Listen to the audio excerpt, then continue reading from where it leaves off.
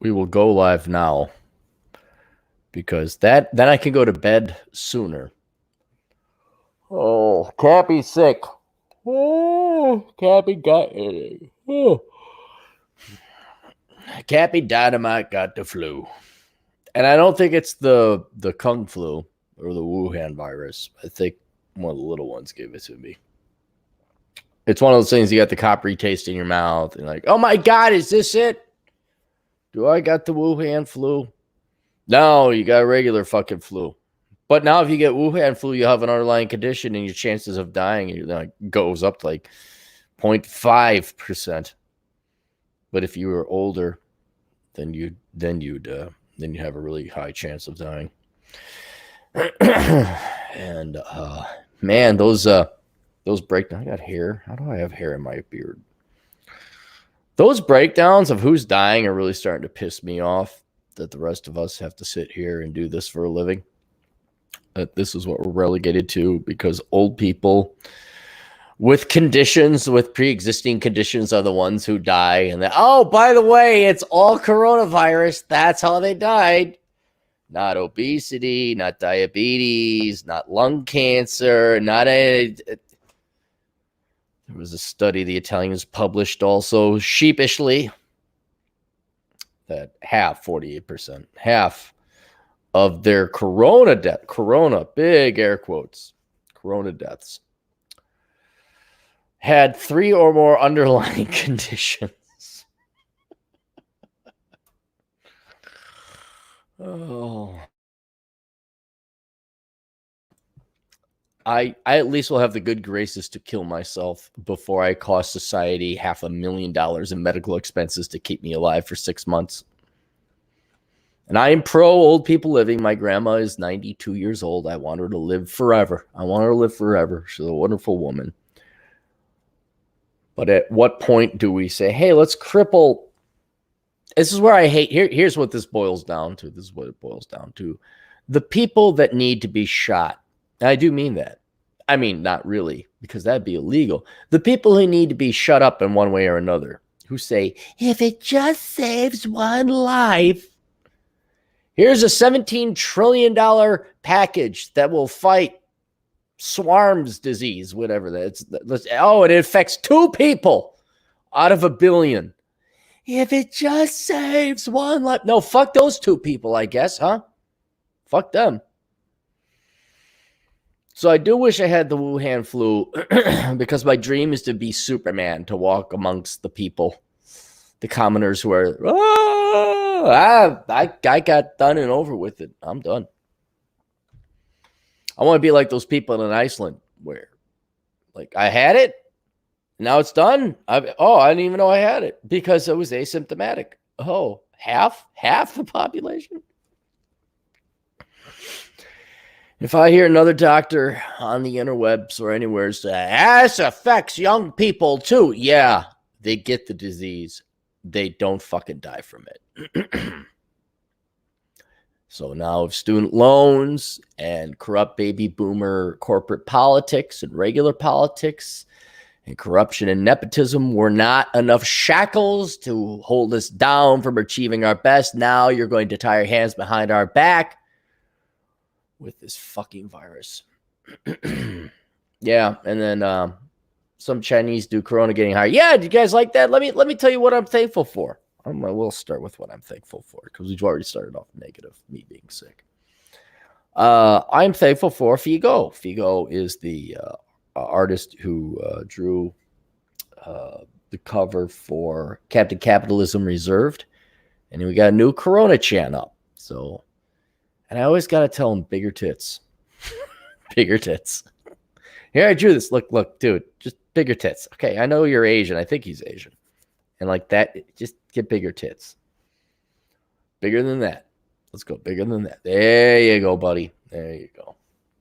Because life is too short for small tits. That's what we got going on. I'm going to stay on top of the super chats. DJ Aftershock for $5. Laurentian University now offers an outdoor adventure leadership degree. So you could be a leader in adventuring for $100,000. Laurentian University. There was a guy Oh, I gotta look him up. He had a master's degree in outdoor recreation, and he was part of the Sierra Club, Minnesota Sierra Club, that was trying to shut down a bridge that would have cleaned up a lot of traffic and therefore less pollution. Sierra Club Masters Outdoor Recreation. And I always like to pick on this guy. Now, this is getting quite some time ago. Joshua, here we go. There's Mary Blitzer, Natalie Cook, Domingo Diaz, Joshua Hodick. There's a guy. I remember this guy, Joshua Hodick, Land Use and Transportation Program Manager. He had joined in 2005. He sits on a bicycle advisory committee, year-round bicycle commuter. Green Wedding was eco-friendly. Oh my God, I went to one of those. He has a BS in geography, so he can look at maps, not geology, geography. Like, oh, that's a mountain, that's a river, and that's really what it is. And a master's in outdoor recreation from University of Minnesota. Hey, Josh, I want my fucking money back, you fucking parasitic piece of shit. Minnesota Friends for Utah Wilderness. Let's look at his wedding, shall we? Oh, my green. How green was my wedding? Wait, this wasn't written by him. Oh, it's the New York Times, so I'm not going to pay. I went to a green wedding one time. I have a buddy who was also a cyclist. And it was your classic, he's the engineer, she's the teacher, he makes all the money, she doesn't work for shit. And it was like a hipster wedding. And I don't think my friend realized what he's getting into or what he was getting into. And I should have warned him before, but I never met this girl. We just, oh, okay, we'll go to your wedding. Cool. And then I went there and everyone was a hipster with the beards. And her bridesmaids with their tattoos and their piercings, of course, could not jill themselves off enough, telling everybody about this is recycling, this is compost, and this is that. And so now we should have a zero emissions or a zero waste wedding. And I remember there was a Russian guy. He was American, but he was born in Russia. He's an entrepreneur. I think him and I were the only ones that had testosterone in the entire wedding group. And then you're just looking around. I'm like, oh, yeah, she's already fat. And she's going to get fatter. And then sure enough, she wanted to get her master's in education. She took off from work. My buddy is paying for her. And last I recall, they have 2 kids. And so he is the sole breadwinner. And guys, he's a good guy. I was going to say he was a good guy. He's not dead. He still is a good guy. Great guy. Better man than me. But nice guys finished last. And boy, he got himself a loud, bombastic, leftist, environmental freak. And it's over for him.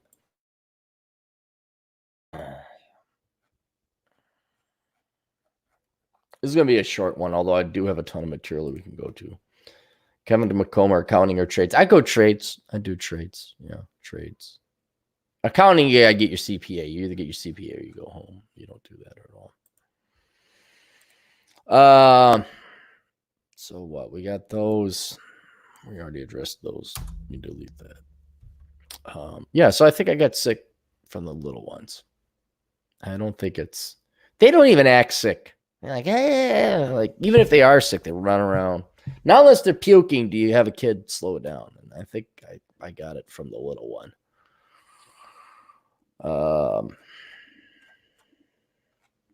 Hang on. Where were we? Pope Francis. The Week. This is from theweek.com. It's my favorite website. I hope it's yours. How to stream Pope Francis's Good Friday Masses. Thousands of people normally attend the Pope's Holy Week celebrations at the Vatican, but needless to say, things are going to be a little different in the Eternal City this year. For what is believed to be the first time in modern history, all the liturgical celebrations of Holy Week will take place without the physical presence of the faithful due to the coronavirus outbreak, the Vatican writes.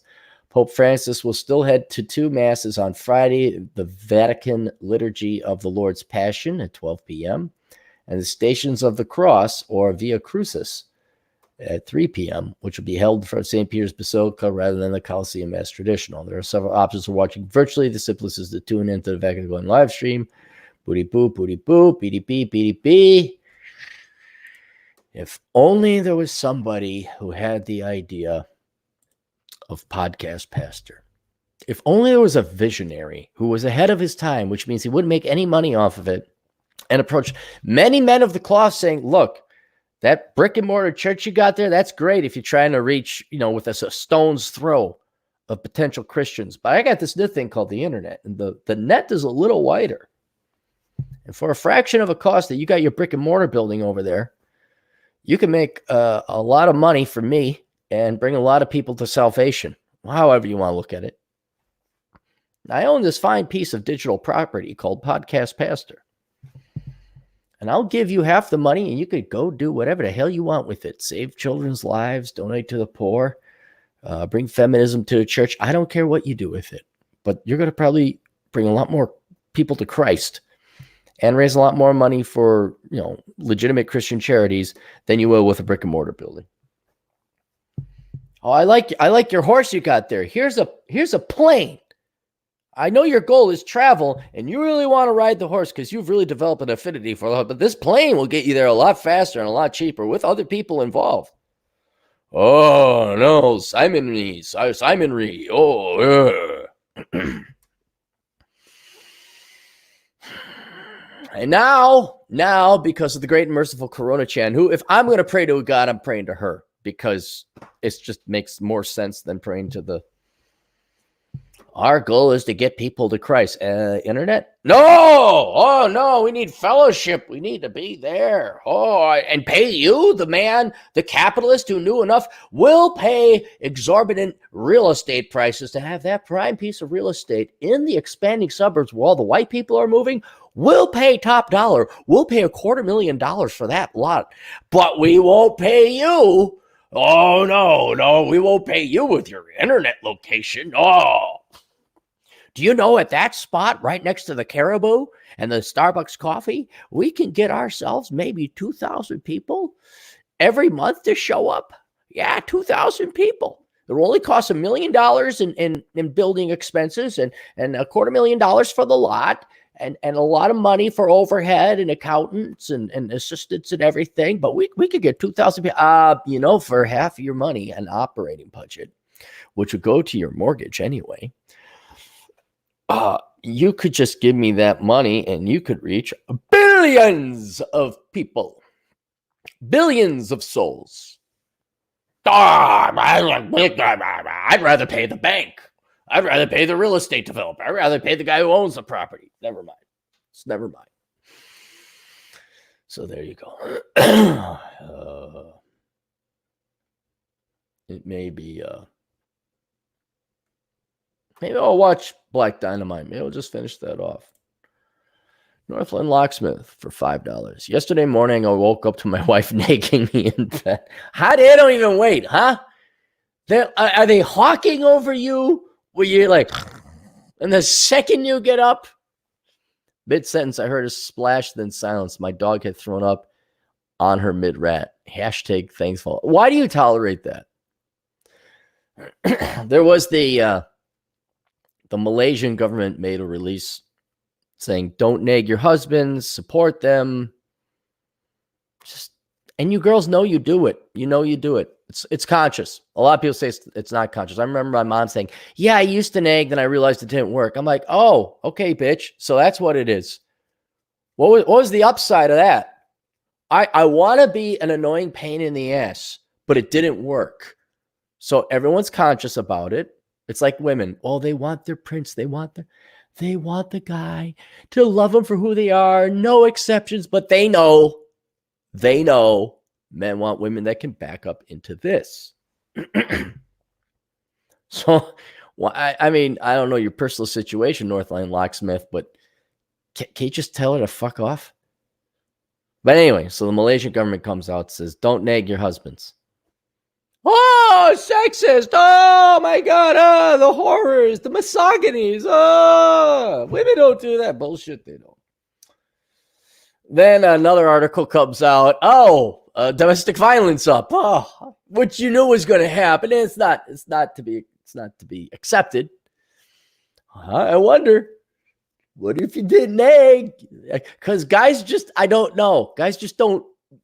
Hey, it's Tuesday. I'm going to go punch my wife. There's usually a buildup to it. It's just because men are stronger, we win. That's domestic violence. Oh my God, men should stop that. Well, dude, were you svelte and attractive? Were you a supporting wife? Did you make things easier, or did you just become a royal pain in the ass? And most guys won't punch you, but there's some that will. There's some that will. I just do not tolerate nagging. I just don't. A way to shut them up is you just mention their mother's name. You're like, okay, Karen. Okay, Gertrude, whatever her mom's name is. That shuts them up pretty quick. Okay, Karen. And yes, boys, you have to have the chat with them up front. If you gain weight, I will leave you. You will support me. You will not nag me. You will not take on credit card debt. And if you do, I'm out of here. And the best way to do it, guys, the best way is you never marry. Because once you marry, well, it doesn't matter what you say, that they got the law on their side. There is no reason. That is your freedom. That is literally your freedom. There is no reason to get married. None. And now that I'm an old, wise, now sick man, I will never get married. Never. Because their love for laziness is stronger than their love for you. That's basically what it boils down to. The vast majority of women are going to love their laziness more than they love you. And it's antithetical to what you want. You want a svelte, good-looking gal who supports you. You're not going to get that if you're married, because she doesn't have to deliver it. I never been married, and I know this. I've seen it, both in other people, my old man, and then girls I've dated. It's like, whoa, thank God I can just buy. Bubba.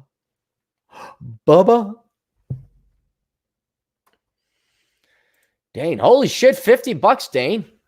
Thanks, man. You must have a lot of money left over after that good deed you tried to do that got severely punished, don't you? I shouldn't laugh, but it's one of those younger things. You're like, look at this young guy. He thinks he's going to help the world. Oh, okay. The girls who go, this is not similar to Dane, but the idealism is the same. Although Dane, I'd say, was more ethical in his approach to try and get, what was it, masks? You're trying to get masks you're trying to produce masks or give them away for free. It's the naivete of privileged little white girls from the suburbs going to help out the people in the Middle East and Africa, and then they get killed or raped or both. It's like, there's your good deed, but the intention of Dane was sincere. The intention of pretty liberal white girls from the suburbs is masturbation. Like, I'm so good. I'm helping out the non-white people. I'm so good. And I get to travel. I like to travel. Of which, if you girls did not know, traveling is not a skill. It's not even a hobby. It's like, I like ice cream. I like potbelly sandwiches. I like hugging my nieces. I like playing video games. It's not a skill. Don't put it on your fucking resume. You're not special. You're not unique. I like wiener dogs too. Who doesn't like a funny looking wiener dog, huh? I like wiener dogs. You will like this. I had a younger guy come ask me for a job, said he lost his bartending job. I said, okay, I will put you with my sewer pipe crew redoing clay pipes to new, I don't know what that means, a specific type of lines with live sewers, pay $25 an hour. He rejected my offer, laughing out loud. Yeah, because he can get the government, they can give me the gimme nets. Give me the government gimme nets. You never hire people.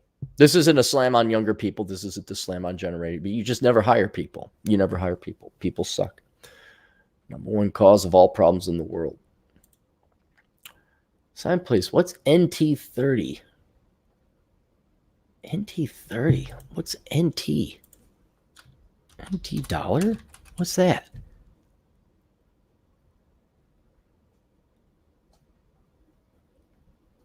it pulls it up.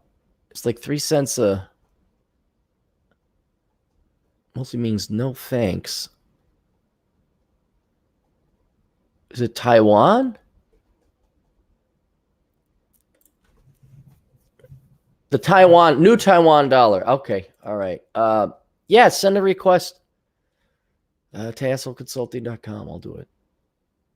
Oh, hey, our buddy, the troll is here. We visited the troll yesterday. And the little girls gave the troll their Easter eggs, plastic Easter eggs with some chocolate inside of it. You have to give a gift to the troll. You just can't show up to the troll. And man, I got him believing he's a real troll, that he turns into a troll at night. And oh yeah, those are magic. Magic. Yeah, you got to work your magic on those. Make those magic chocolates, right? Every ball I throw over the plate, he's got to swing out. Otherwise, he ruins it. He ruins the experience for the little girls.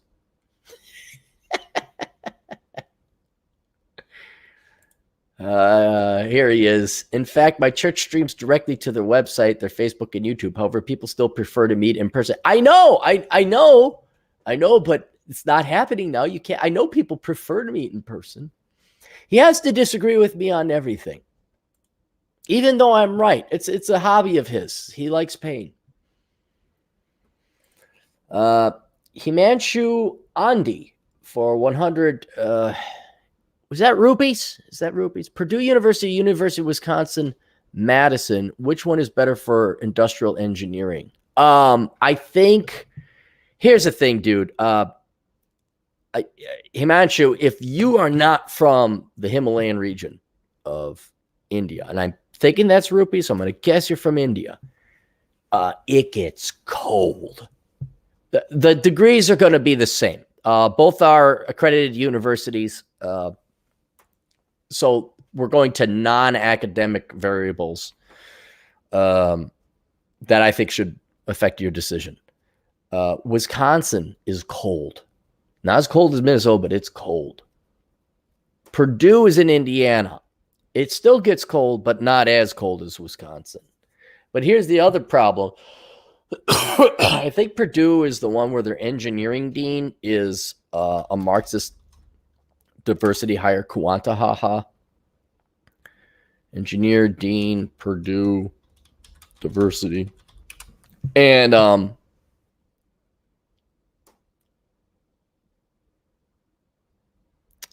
on. It really makes me question the validity of Purdue's engineering department. I'm pretty sure it was Purdue. Dean, Purdue University. And she's like talking about like, oh, we need race in math. And how does the Western centric or Eurocentric view of math put other people at disadvantages? I'm trying to find it. I'm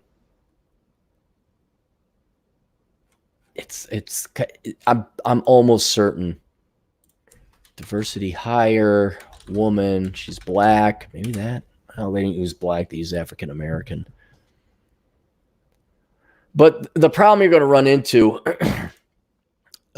is that Wisconsin, the University of Wisconsin-Madison is just is debauched. It's horrible.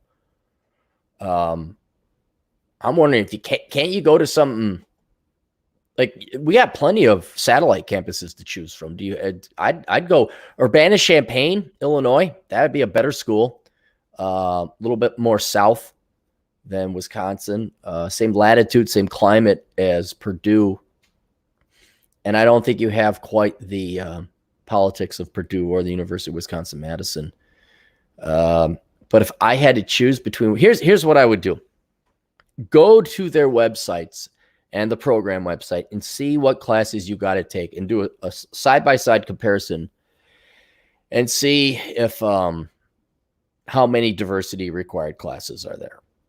That's what I would do. I think Purdue, in hiring a political Marxist and putting her as a dean for the university, is going to ruin its reputation, truthfully. So if I had to, I would go maybe with the University of Wisconsin-Madison.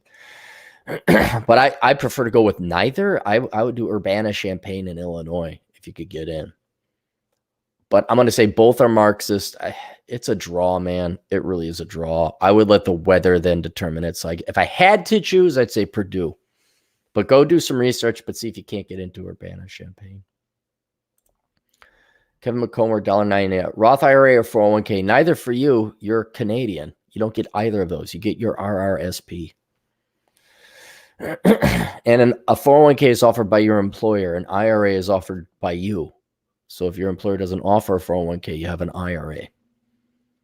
I mean, the 401k, if they offer a match, oh yeah, you max that out. You get your match. Yeah.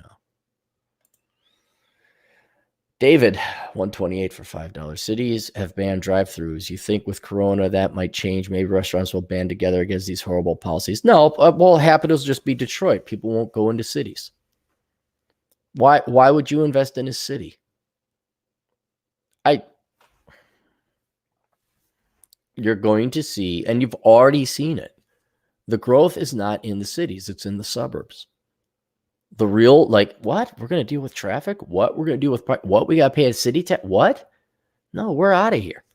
The only reason you're even in a city anymore if you're a company is because you're an old boomer company headed up by boomers like, we got to be in this big phallic symbol of a skyscraper so people know we're important. And I like the view.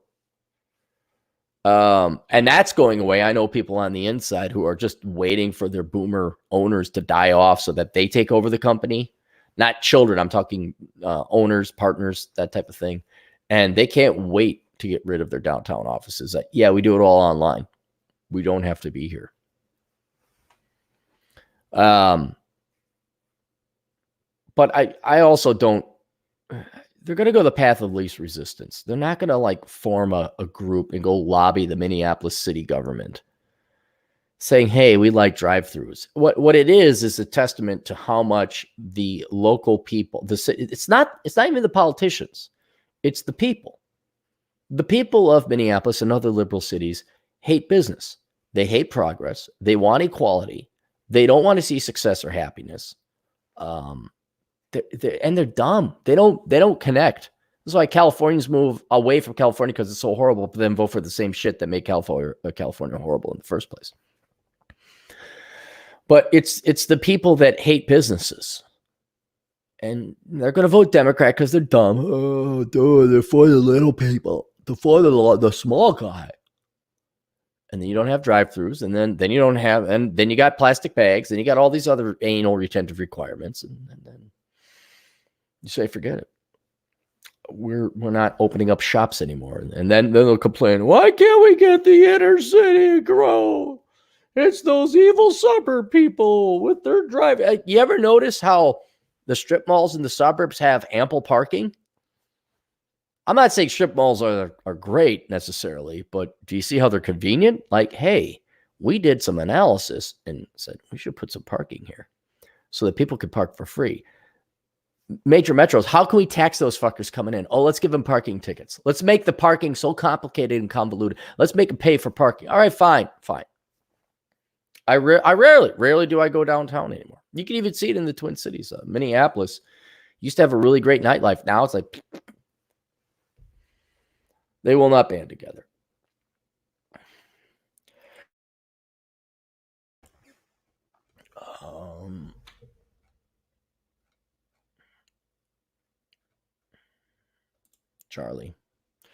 Charlie for 631. Never in my wildest dreams would I see myself doing 85 on a highway during rush hour to and from work. This is fantastic. I know. Yesterday, I drove from the East Side all the way to the West Side on Highway 94. I have to look it up. And I haven't driven through that in years because I don't go to Minneapolis. And there was no traffic. It was like 5:30 and just went right through the Lowry Tunnel. So the sheeple were at home, being good little sheeple. Bah. It was wonderful. Weather, he just gave us a buck. Thanks, Weather. Thank you very much. Wishing you Daryl Chanel for $5. Wishing you a speedy recovery. Hope it makes you immortal. I really don't think this is the Wuhan flu. If it is, that'd be great. No, I don't think it's the Wuhan flu. Red Crusader for 5. Watch the Save the Rainforest episode of South Park. Stereotypical white girl save the blog, case gone wrong when South Park didn't give a frick. I gotta watch. It's been years. They came out right after I graduated from college. I didn't really have a lot of time to watch them. I did watch them when I had my nice little bachelor pad in my basement. I did watch them then. A buddy of mine gave me all the DVD episodes he went through at pad time. And yeah, maybe that's what I should do. I should just watch some Black Dynamite and some South Park and even some old Simpsons, because I have 20 years to go back. It sucks once you become an adult. Then it's like all the fun ends. Kevin, I'm an American. No, you're not. You're a socialist. You can't be an American. Not a real American. I do mean that. You cannot be a socialist and a real classic true American. You just can't. Socialists are pussies. They're not Americans. Americans are, we'll do it ourselves. We'll be the best. Excellence and merit über alles. And we're going to do what's right. We're not going to keep people down. We're not going to do that. But we're the best. We're for excellence. That's what made America great. And socialists are just inferior people. They want other people's shit. You are, by literal definition, parasites. That is not American in the classical sense.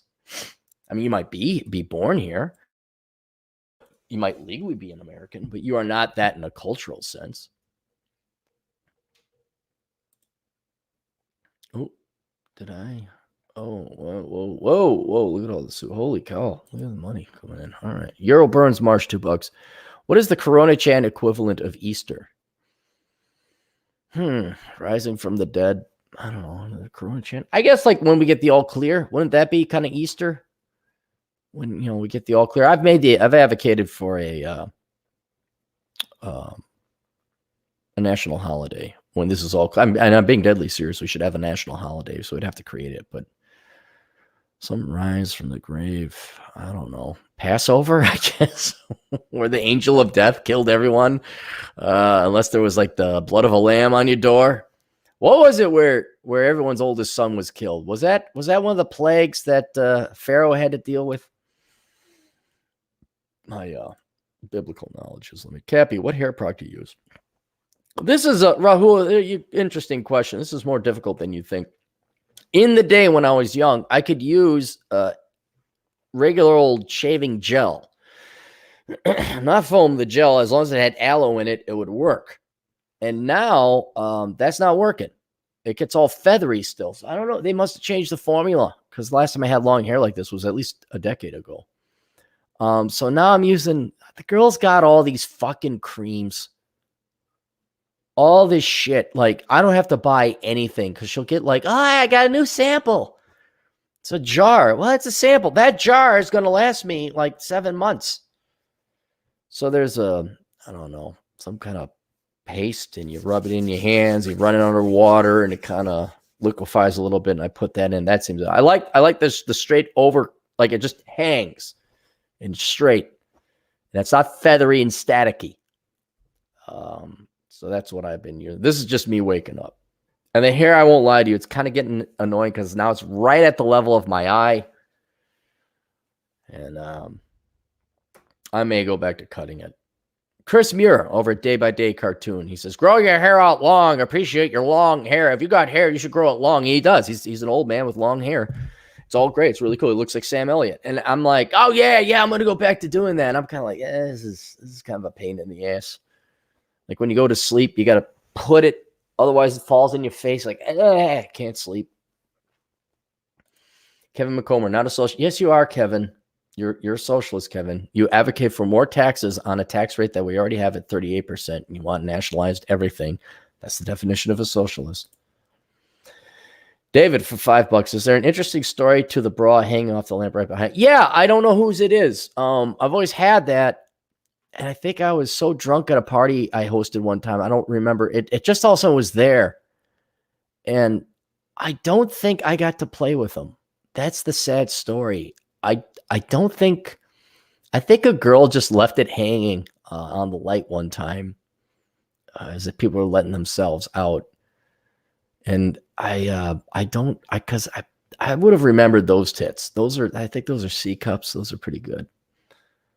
And it's just been with me the entire time. I like to think it brings me good luck, but it really hasn't. But I don't know if there's any good luck to have to begin with. So I don't know.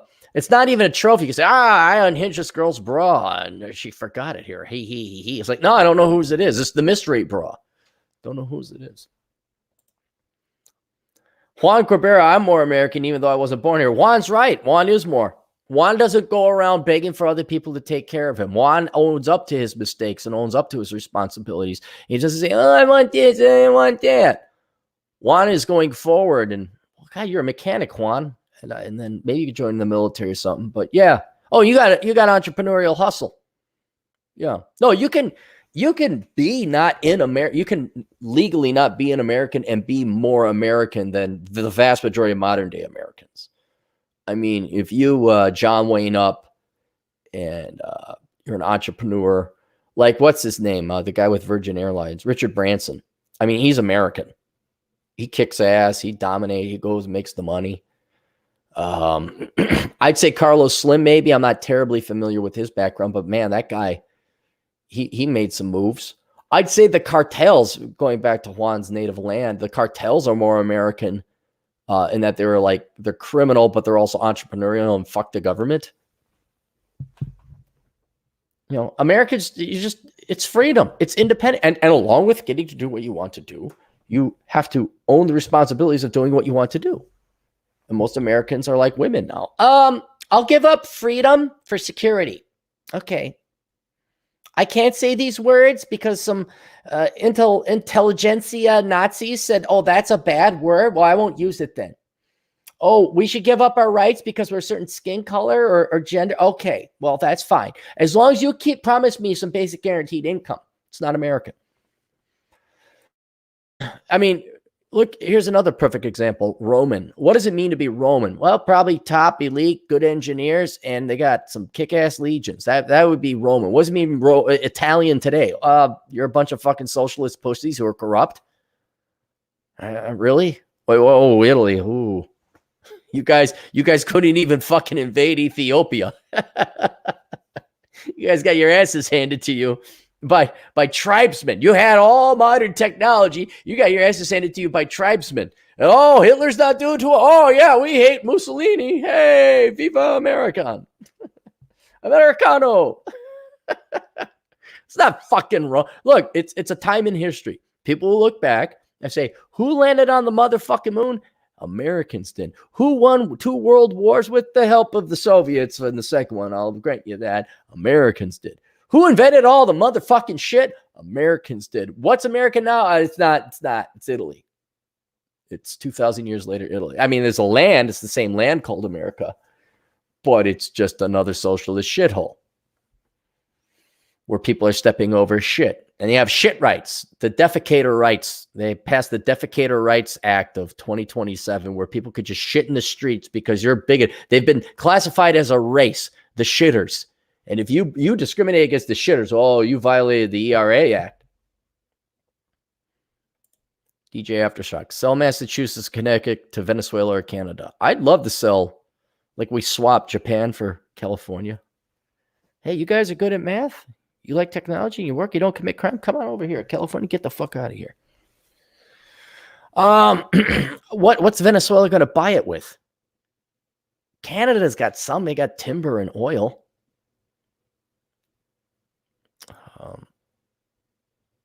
Yeah. Are we caught up? No, we're not caught up. Here's Kevin for 5. Medicare for all isn't socialist. No. It is socialist. When you take other people's money to pay for other people's shit, that is socialist. If you take, and Kevin, you'd be very wise to go and educate yourself on the difference between a private good and a universal good or a public good. A public good, my consumption of it does not prevent you from consuming it. Okay. For example, defense. When I spend money on defense, that F-16 protects everybody, not just you, not just me, but all of us. When I pay for your healthcare, that is you being a parasite and living off of me. I don't care how noble it sounds. That's what it is. That's socialist. Paying for other people's shit is socialist. Done. I don't care how many countries have it. There's a lot of socialist countries out there. Yes. Adriano Ramos for $2. Australian? God, I'm tired. Cappy, which face moisturizer do you use? I don't know. Whatever the girlfriend has. She's got some. Dude, she's all. They're girls. They. I'll tell you the story again. When we were moving, I had my shit packed up and ready to go in 2 hours.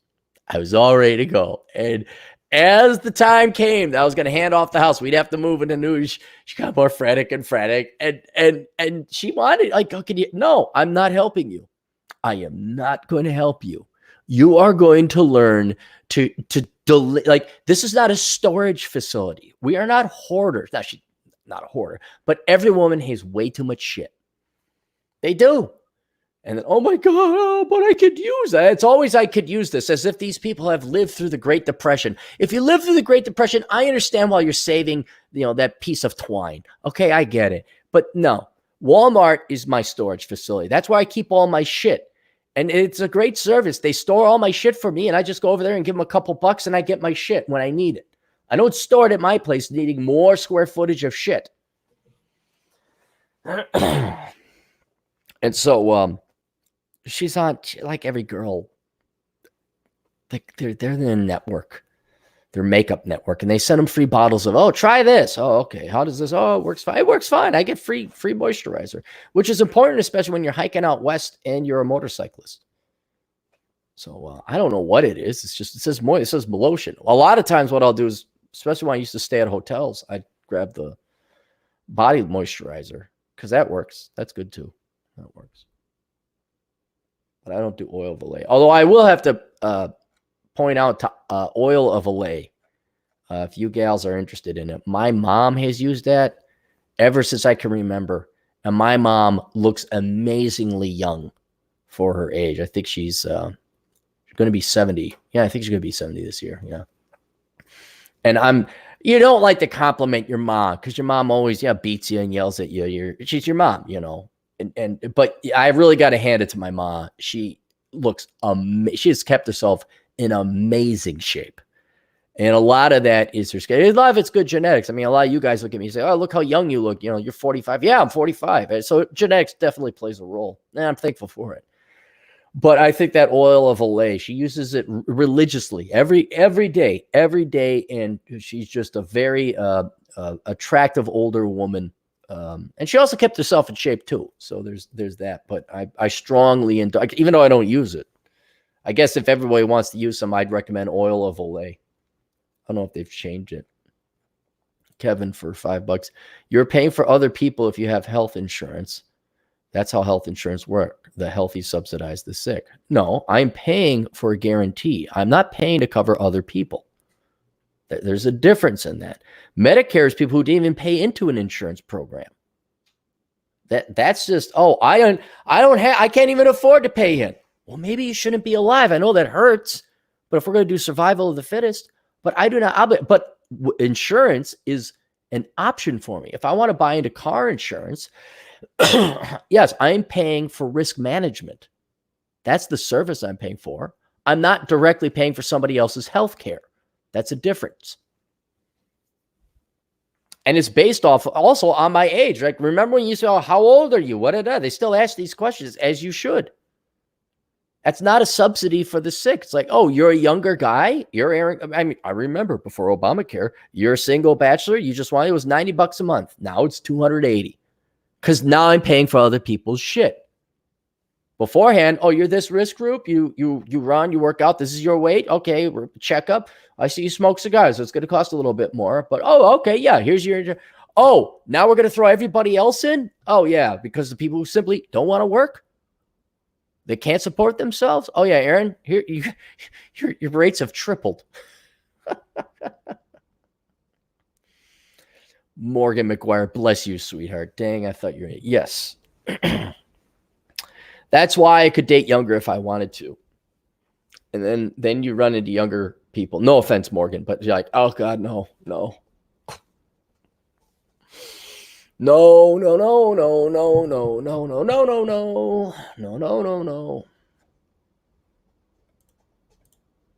wrote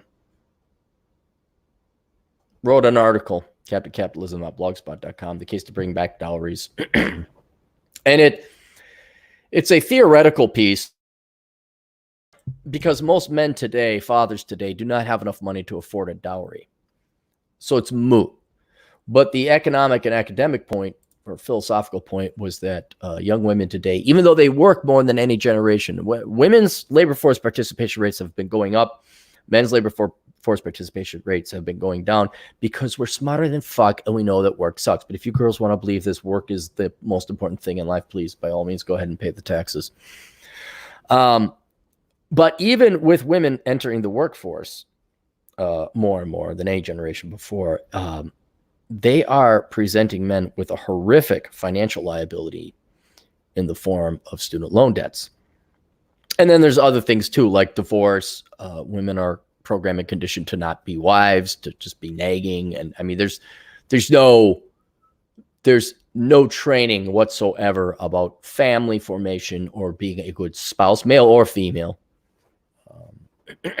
So I said there's like these huge risks involved, but predominantly the financial risk. And since in the olden days, women, they didn't generate an income. They took care of the house. They took care of the kids. They did contribute economically, but there was no compensation for it. The men had to go out and get shot or do whatever the hell we did back in the day. And so that the fathers would have to pay their would-be son-in-laws money in the form of a dowry to offset that financial, or, get a house, get started. And fathers, they also wanted grandchildren. So they would invest. Well, now you have these cucks. All American dads are cucks. You're all a bunch of fucking pussies and cucks. I know some who are legit and cool. Like, oh yeah, I got my son yearbook. Cool, thank you. But the vast majority of American fathers are cucks. They're not even present. They don't even participate. And my little princess, they let their wife, if the wife is even around, right, they put no fatherly influence. They put no fatherly discipline into either the sons as well. That's why all the boys are pussies. And then their daughters grow up under the pure tutelage and programming of the public schools. And if anything, maybe the mother and television. And it's like, wow, you're just a self-centered bitch. That's what it is.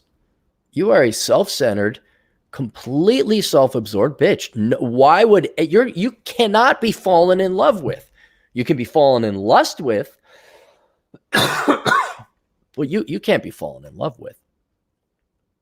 Don't say all women are. I know that. I've met some wonderful women in my life, but the vast majority is what I'm saying. And the conclusion of the article, you can read it for yourself though, was that without dowries to compensate, there is no financial incentive. So men have to face, not bear, they have to face this full risk on their own. And it's bearing out in the numbers. Men are proposing less. We're getting married later. We're getting married less at all. We'll cohabitate. A lot of men will go ghost, or they'll go MGTOW or whatever. In the media, the internet is getting around. I mean, I remember when the red pill was this backwater thing. Now strippers even know about the red pill. Boys are there, and you've seen your dad get divorced maybe a couple times. You've seen your buddies get divorced. You've seen your older brother get divorced. You've seen him get butchered. You watch Terrence Pop. You're like, fuck this shit. Fuck. I don't even have any money. It's so bad the brothers are even waking up to the tune. They're like, holy shit, if I don't get married, if I get a vasectomy, I won't have no baby mama haranguing my ass for 18 years. And so it's men are punting. We're procrastinating. We're not even, new. Hey, remember that song you girls sang all the time back when you're younger? No. Yeah, it's our turn. Fuck no. Fuck no. Fuck no. So here's some comments I thought were interesting. Dowry is a nice concept. Can you imagine the discussion with the future father-in-law? And this is exactly the topic of conversation. This is the conversation you have to have. Sir, your daughter is $120,000 in student debt, according to her Dun and Bradstreet. How do you intend to pay that off? Blank stare. I'm also requesting $1 million divorce indemnity policy in my name. More blank stare. 1,000 shares of weight loss in case she gets fat. More blank stare. 20,000 for the professional when she refuses frisky business. Father-in-law rises, reaches a closet, walks upstairs. Pop, pop. Father-in-law returns, sits down, reaches for his beer. Guess you'll have to keep looking for a son. Oh, guess you'll have to keep looking, son. Mine, I put down for stupidity. No, and one rumble I've heard is that kids who are attending school from home are exposing parents to the bullshit propaganda. Blah, blah, blah. No, that wasn't it. Oh, here it was. And this guy linked to an article at Richter Trial Law. What is a marriage-like relationship? A marriage-like relationship. And this is scary. In British Columbia, so this is Canadian, where Kevin is from. In British Columbia, a common law relationship is what the courts call it once two people live together in a marriage-like relationship for more than 2 years. What is considered a marriage-like relationship is very fact-specific. It depends on the facts of each case. It was the question decided by the British Columbia Court of Appeal in the recent case of Weber versus Leckrich in 2015. Some things the court said are marriage-like include being intimate together, celebrating holidays together, including exchanging gifts, vacationing together, having pets or children together. Okay, children I could see, and sharing household and family duties. So, is that all together? Like, do I need to like have children together? Okay, I could see because there's children involved. Sharing household and family duties, like we're in the same home. All right, we're living together. But what if you just bang a girl or you celebrate like you have a girlfriend who has her own place? Vacationing together, like, oh, is that marriage like and you can see I'm totally confident in this. You can see the government as men are proposing less and less and less, and they're not just cutting their balls off at the stem by committing to marriage and engaging in that. There is an unconscious and maybe even conscious attempt by the courts, by the government, and by women to say, well, traditionally we would get resources for men from marriage in the private sector. We already have taxes. We got that covered. The government. But this hanging fruit, this piece of fruit is going away because men are not getting married. So now they're going to have to redefine what is marriage like. And mark my words, guys, the day is coming. You're going to see in some of the more liberal leftist jurisdictions, maybe California, where it's like, well, you bought her, you guys dated for like 2 years, but you didn't come. Well, that's marriage, like, and you are alimony. There's, it'll be palimony, whatever they call it. They're going to have to get the money. It's sad, but I look at this empirical stuff happening, and it's like, wow, it really is about the money, isn't it? Or for a lot of you girls, it is. And Weber, the British Columbia Court of Appeals, explains that there are generally accepted characteristics of a conjugal relationship, including shared shelter, sexual and personal behavior, services, social activities, economic support, and children, as well as societal perception of the couple. See, so if like people just assume you're married, you're like, oh, well, that you were perceived to be married, so I guess you are. And now here's a whole list of things that you never agreed to. The party's intention, particularly the expectation that the relationship will be of lengthy, indeterminate duration, may be of importance in determining whether a relationship is marriage-like, while the court will consider the evidence expressly described the party's intentions during the relationship. Will also test that evidence by considering whether the objective evidence is consonant with those intentions. The question of whether a relationship is marriage-like will also typically depend on more than just their intentions. Objective evidence of the parties' lifestyles and interactions will also provide direct guidance of the, man, they are getting into your, are you dating her too? How long has it been? Did you go to Cabo Cabo? Did you buy her a gift? Seems marriage-like to me. Half your fucking shit to her now. It's clear from the existing case law that there is no one-size-fits-all and that no one thing will make or break a marriage likeness of your relationship. What might be a marriage-like relationship in one case might not be for another. The Family Law Act in British Columbia applies to everyone who's considered a spouse and can face certain rights and obligations on spouses. Spouse is defined in that act as a person who is married to another person or has lived with another person in a marriage-like relationship for a period of 2 years. This is written by a gal. She's hot. Alina Czech. She's cute. Writes a lot. Oh. Chad, maybe go to British Columbia again. Try that. So there you go.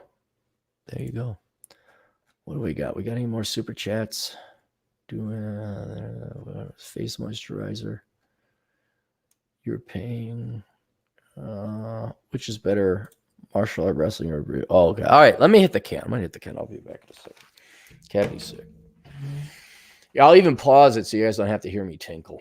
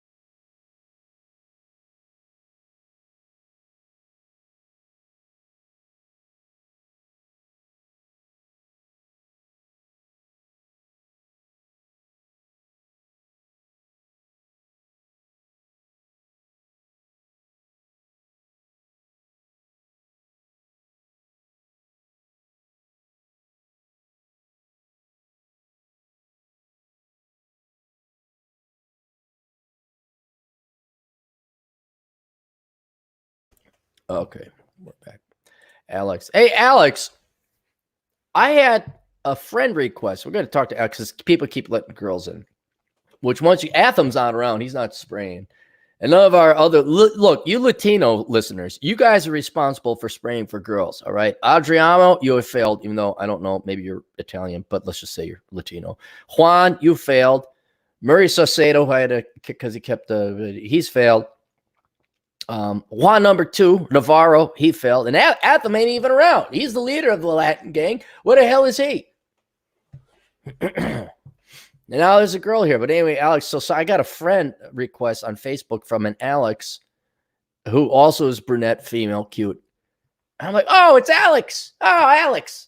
I got a friend back, Alex. I'm like, hey, what's up? Thanks for all the donations. She's like, what are you talking about? I'm like, did you donate the money? And she's like, no, I just friend you because I find it. I'm like, oh. And I'm like, it's scary, dude, because she's like exactly looks like you. So I got to send her a screenshot of you. But now we're friends. We're friends. But she didn't give me money like you did, so thank you. Adriano Ramos for $2 Australian.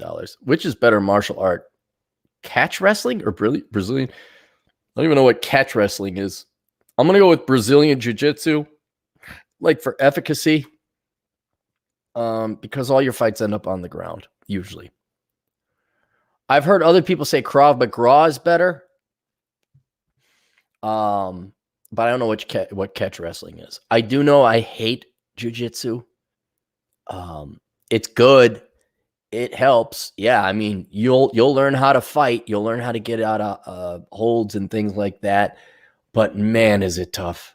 It is, and it's uncomfortable. I know it's not supposed to be comfortable. I get that. But man, you got a guy sworn up in your face like that. You smell a guy's toe fungus. And it another thing is to do it. It helps if you're a normal size guy, which I'm not, because I dominated in my weight class because my weight class was high school freshmen and sophomores. And if you know anything about high school freshmen and sophomores, they have no work ethic. So they'd show up, they wouldn't practice their technique, they wouldn't hit the gym, and I could overpower them. It wasn't skill. It was just, oh yeah, I could, and that's all fair in games, but you're not learning the skill. Then I go up against Zeke. Oh, I remember Zeke. Zeke was the next weight class, and he was in better shape than I was. And this guy just beat the fucking shit out of me. And not only because he was better at jiu-jitsu, he took class for years, but he was also just bigger and stronger. And then it gets to a point you go up against Bronk, 6'3", 235, just a big muscle, nice guy, great guy, had a great son too. And he's like, and he's helping me out. He was the assistant sensei. He helped out the main guy. So he gave you and it says, okay, here's how you get out. He's like, reach for my arm. I'm like, I can't reach your arm, Bronk. No, reach for, no, Bronk, I physically can't reach your arm. You're too tall. I can't, my hand doesn't go any further than this. He's like, oh, so he'd lean in. It's like this fucking wiener dog wrestling with a German shepherd. Oh, like I can't reach him. So I'd say Brazilian Jiu-Jitsu, but here's a different thought on that. Because I detested Jiu-Jitsu so much, I don't do it anymore. And you got to stay current because, you know, you'll forget it. And I'm wondering if any martial art that you enjoy that has some aggression and some practicality and self-defense.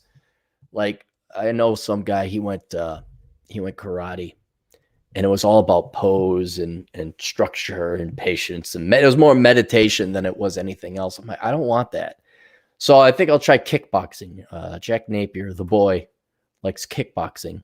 And so I think I'll be doing that next once the flu goes away.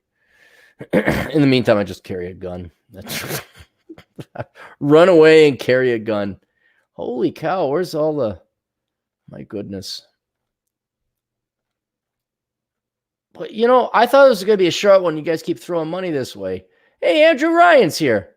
I recognize him on the chats. And a lot of... I'm kind of curious if anyone knows who Andrew Ryan is. Maybe I should play BioShock. That's what I should do. Drew Allen for $2. First motorcycle ever owned. I owned a 78 something piece of shit. And my buddy, who was also getting into motorcycles at that time, he recommended it because he didn't know any better. And this thing had, I'm surprised I didn't die. There was rot on the tires. It was so old. The brake cables were rusting. And thankfully the engine was just, I don't know. The carbs needed to be, something was wrong with the engine. I ended up selling it for parts. And then the first real motorcycle I got was a baby Ninja, Ninja 250, a 2000. God, it was a 2000 Ninja 250. And man, that was a great bike. I love that bike. I may even they got new ones now. It's a Ninja 300. And I guess that extra 50 horsepower helps you get up mountains and shit like that. Because the 250, it's like, okay, it's one dude, and even at my weight, at $150, it would have troubles getting up some mountains. And I blew a head gasket in Wyoming because of crosswind. That extra 50 horsepower on the newer Ninjas not only super helps, and you could throw somebody on the back, but I think they've improved the fuel efficiency. And I was getting like 50, 55 miles a gallon on mine, and I would use it. I had the setup, man. I had to say, don't you ever tell me about being poor, and oh man, I have it. So I would take my Ninja 250 down and teach dance classes, and it was really cool how the convergence of technology was allowing it. Beforehand, when I first started teaching dance classes, you needed to have CDs, you needed a stereo, because there was no MP3 players. That didn't exist. You could burn MP3s, but the main media was disc, so I'd have to bring a whole stereo system. And then mid-time, especially in 2004, 2005, when gas prices were high, which got me into motorcycle riding, I could throw everything into a backpack. It was a big backpack, but I had speakers, and I could just play MP3s. And by the time I was done, I had spent the money on these Bose speakers. They're no bigger than this microphone, maybe a little bit bigger, but two of them. And with my phone, I just plug it in. It was perfect. It filled up an auditorium. And I could throw that in a little backpack on my crotch rocket, show up, boobity boop, boobity beep, beepity beep, pack it up, boom, gone. And yes, I did get laid a lot because I was the dance instructor who showed up on a fucking motorcycle. It was great. It was wonderful. There's a reason. I know I slam on teachers, but you want to become a teacher in some capacity. Like, it could be community education. It could be a professor. It could be a finance seminar. Anytime you're delivering a speech in front of somebody, a group of physical audience, you add 2 to your 1 through 10 scale. But yeah, dancing, dude, being a dance instructor, that was great. And then it went away because all the hot chicks got old and got married. They left, and then it was all their baby boomer mom divorcee. I want to find a Latin lover. I'm not Latin.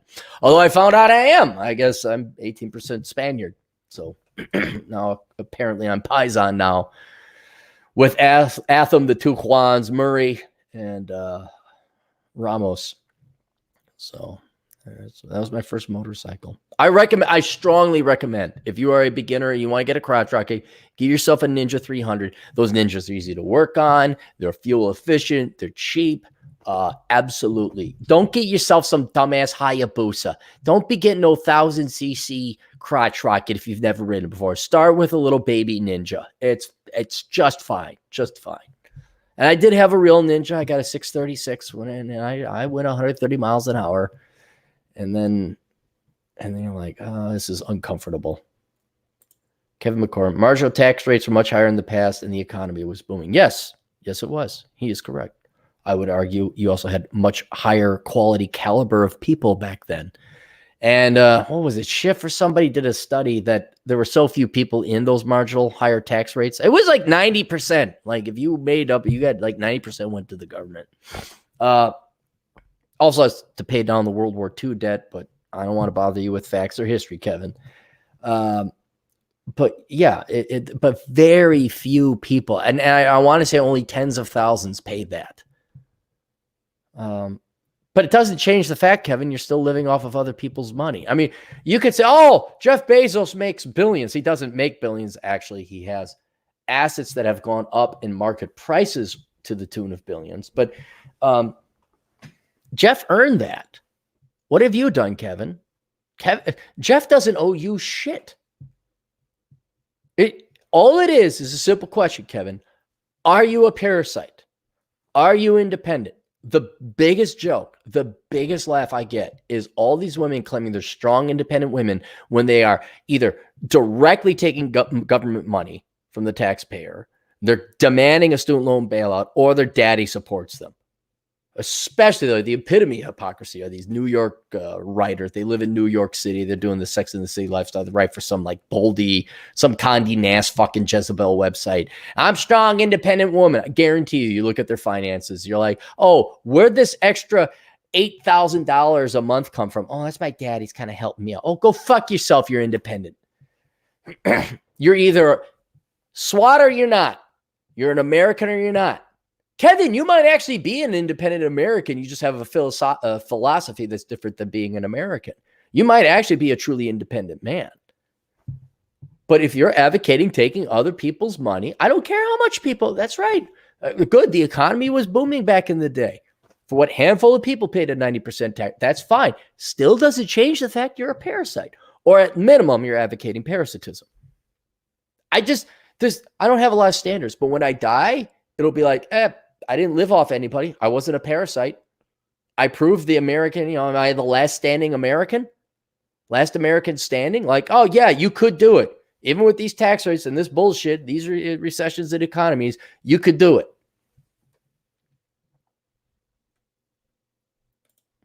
Jinwan Choi for $5 Canadian. Hey, Cappy, I'm an auto mechanic who is facing some tough times due to decrease in business. Should I stay in this trade?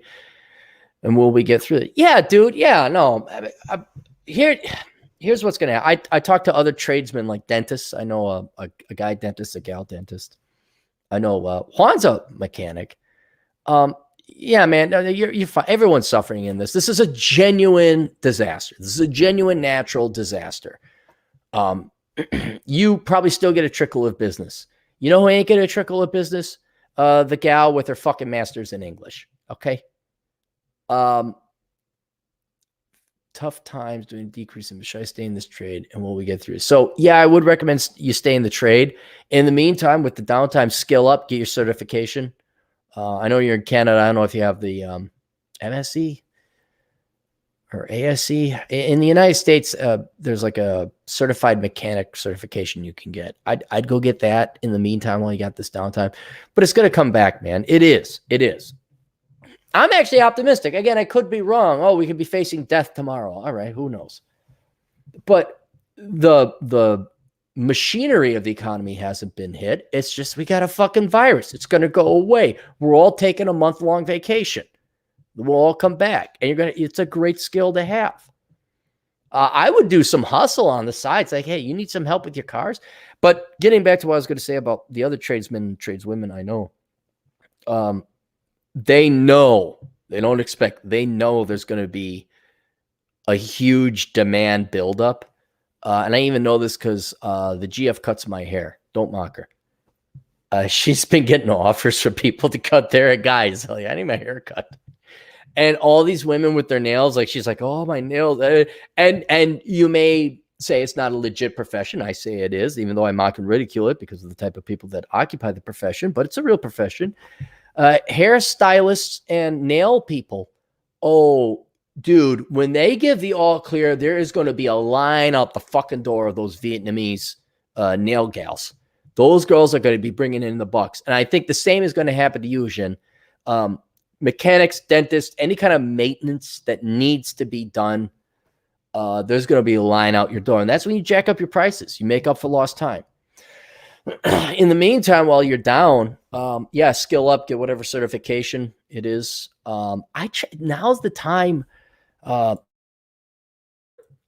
really go and see if you could do some entrepreneurial stuff. See if you can't, hey, you need a break job, you need this, you need that. Set something up, man. But I'd stay in it. If you're worried about it, well, maybe go and explore some other trades. Maybe go do your research. See what it's like to be a programmer. See what it's like to be a dentist. But yeah, this isn't you. This isn't your profession. This isn't your trade. This is a I hate to say crisis because it's not. This is the whole world getting an illness. And it too will go away. It too will pass.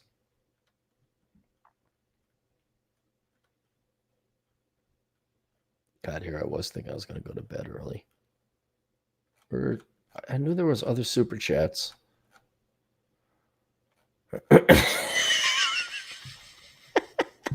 Juan, I saw you comment, Juan. Maybe it'll be the first one. Maybe I'll put on the Lucador. Lucador equals superior race. You damn right it does. Look at that. God, Anthem got me this mask. I should probably put this on. And it's the bad guy. That's what I like the most. Oh, that's the bad guy. I don't know what the bad guy's name is in Mexico. But that's the bad guy. I like to be the bad guy. So we got the Luchador, whatever. Troy, hey, our buddy Troy. Take my money down. Yes, I'll take your $2, Troy. I will. I gladly will. Goes into the burgeoning Pokeball fund. I can't even buy the niece's toys or shit no more. The pastry. I know I talk about the nieces, but this is the only thing I really got. Okay. The only thing of the future, the only investment I got. And I remember my grandpa, and I don't know if you guys all had great grandpas, but my grandpa, if there is any reason for me to believe in a God, it was my grandpa, because that shit doesn't happen by two people breeding. I mean, there had to be some divine intervention. He was just this. You little shit, come here, give your grandma a hug. Just the greatest man ever. And even to this day, 45 years old, genie in the bottle, you get one wish, one. I used to think it would be total knowledge of the human. Like, I want to know everything every human has ever experienced. Like, I want to know, like, be in their minds, like to have every experience in every human. I want my grandpa back. I want my grandpa back. Because he was magical, man. He was. whatever he did, we wanted. It was awesome to be with him. It was awesome to be with my grandpa. Do you want to go get? Yeah, I mean, and me and my brother and sister would fight to the death to sit on that bumper sit down thing next to him. This is before you had to wear seatbelts and all that other shit. This is just this, but you had a Plymouth, and automatic. It was blue vinyl, and we'd murder one another to sit next to our grandpa, and just to get gas. And then he'd take us for chocolate ice cream and chocolate milk. We'd go for Miller. He took us fishing. It had nothing to do with fishing. It was just this guy paid attention to you. He hugged you. He loved you. He called us little shits. And he thought things through. I try to replicate that. Like, he'd get us Indian head pennies that were from the 1800s. Oh, hey, dinosaurs. Were the Indians killing the dinosaurs? Yes, the Indians were killing the dinosaurs then. And just, you know, like, and then he get silver dollars, and then he get Eisenhower dollars. He knew, and I replicate this, because an Eisenhower dollar is a fucking Frisbee to a 4-year-old boy. It's this huge thing, like, wow. And that's what I want to do with my nieces, because when you're young, everything is possible. Everything is amazing. Everything is new.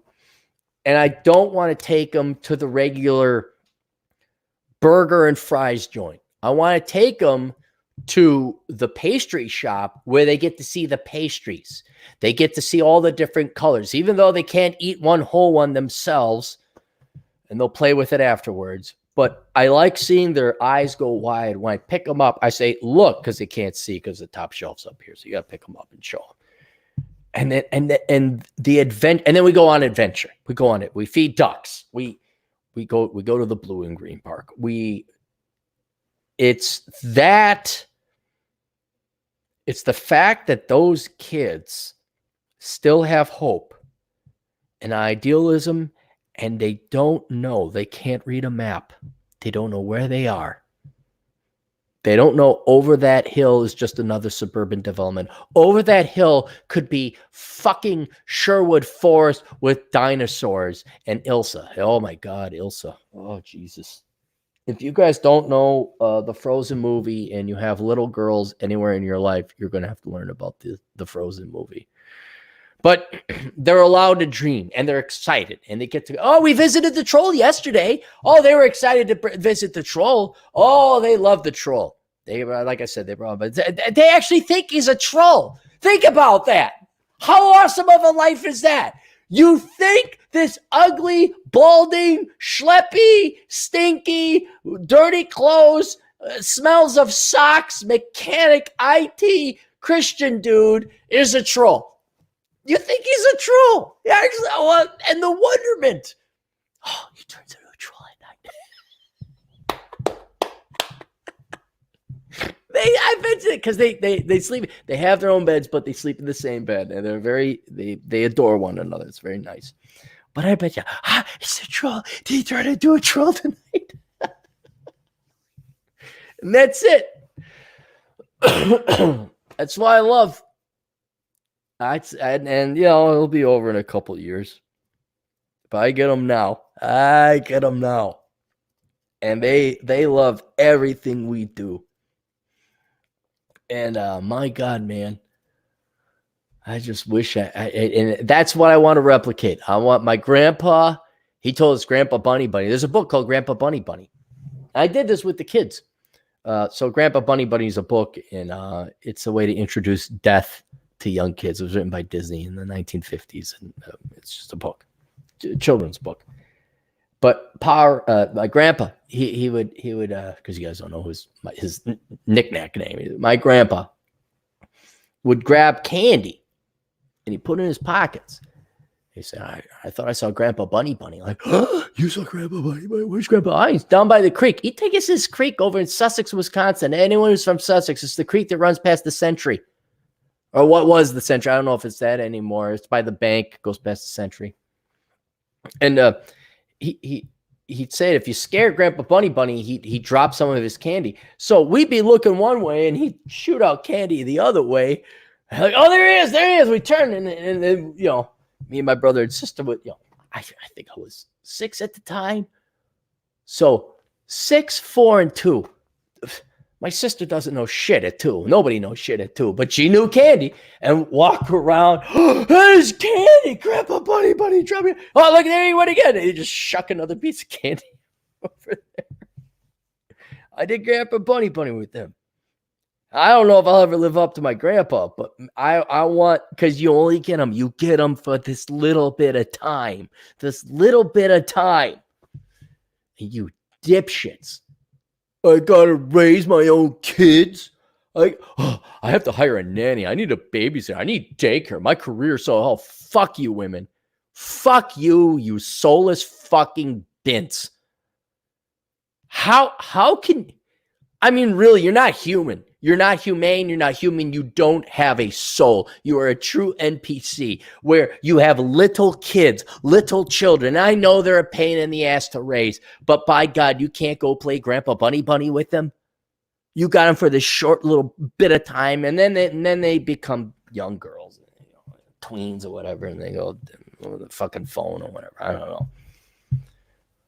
Oh, you had to get that MBA, I bet. You had to get that MBA. That MBA is more important than Grandpa Bunny, I bet. You fucking worthless slurs. Seriously, and that's it's not a gimmick, it's not a joke, it's not an opinion. You girls are fucking horrible. Girls, women. Trading your children in for your fucking career. God almighty. So yeah. That's why I like my nieces. DJ Aftershock, $5. There's no other. The Carlson School of Management now offers a degree in public and nonprofit management. Oh God, I should do a video on that. Designed for all the soccer moms in the Wazeze, Plymouth, and Excelsior. Plymouth isn't that hot. Plymouth is not. Excelsior, that's a nice little, what do they call it? Village? Hamlet. It's a nice little hamlet. But no, the real money's in Orono. That's where the new money's going in, is Orono. And then I think Victoria. Have them look it up. Victoria is the up and coming. That's where it's happened. A degree in public and nonprofit management. Oh, all you girls, all you women, I'm sorry, all you womans, you love that degree more than you do your own damn children. Alex, here's Alex for $5. You found my doppelganger. Yeah, she is. She's your doppelganger. Yeah, I don't have much social media. I used to have a Twitter, but kind of gave up on it. Well, you're a cute girl. If you want to make lots of money, you know what to do. I'm just telling you the truth, dear. Seriously, if I was a good-looking young gal today, I'd just be like, what? How many desperate pent-up men are suffering from their wives? They'll pay how much for me to show a picture of my, not even your titties, your cleavage? Fuck. I know. Middle Eastern probably, or Asian culture, a bit more traditional. I got it. But yeah, I should show the other gal. I'll send you the thing, because you'll be like, oh, dang. Hey, Josh Landrum. Reliable Josh. I contacted at least 4 people to buy their cars who recently listed their cars online, Facebook, and it's been a week now and none of them reply. That's just human stupidity. Why are you going on Facebook, though? Dude, go Auto Trader or Car Soup or something like that. But you are smart. You're thinking, man, because now is the time to go buy a car. I think maybe even give it a month. Depends on how quickly this thing recovers, but now is the time to be in the market for stocks, cars, computers, other physical assets, maybe property. That's going to be a little bit lagging, I think. But yeah, I'm keeping my eye on this car that I want. Not a specific car. Well, it's a specific model and make and year. But it's not it's not like this one person has one car. But yeah, I'm waiting on boomers whose finances are shit and they want to relive their life. Oh, this is the car I got laid in. Yeah, well, it's the car I'm going to get laid in next, you motherfucking piece of shit. Because you got to sell it for $5,000 because you didn't save no fucking money, you dumbass. This is a good thing. There's balance in everything, guys. Balance in everything. I know I'm in between the young and the old generation, squarely middle-aged. But this is your blessing, young people. Capitalize on it. Sam Whiskey with the coolest name ever. Is it sexist to make a mask out of a woman's bra? I don't know. Do you want to breathe into a woman's bra? I guess we suck on their titties. I don't know if I want a bra. Hey, what if I were to do... Oh, never mind. I can't say it now because people... Ooh, I got an idea. Hang on. I got to set the... Hang on. All right, this is an idea. This is what... Okay, hang on. Let me put this back on. Okay, what I'm about to do, guys, is something that has made me, I wouldn't say wealthy, but independent. Okay? I got a brilliant idea now. I'm going to go write it down. Also notice, I didn't tell any of you motherfuckers this because then you motherfuckers go run off with my idea.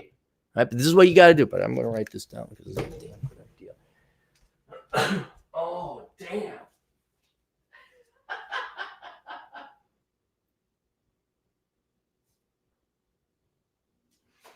Woo!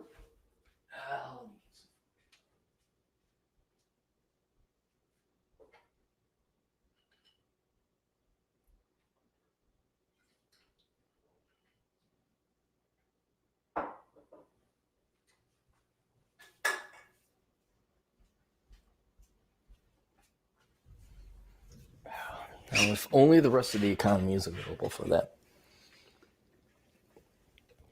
I don't know why I put my headphones on. I don't hear anything. I just hear that. Yes, it would be very sexist. Oh, Sam, everything's sexist now. Everything is sexist.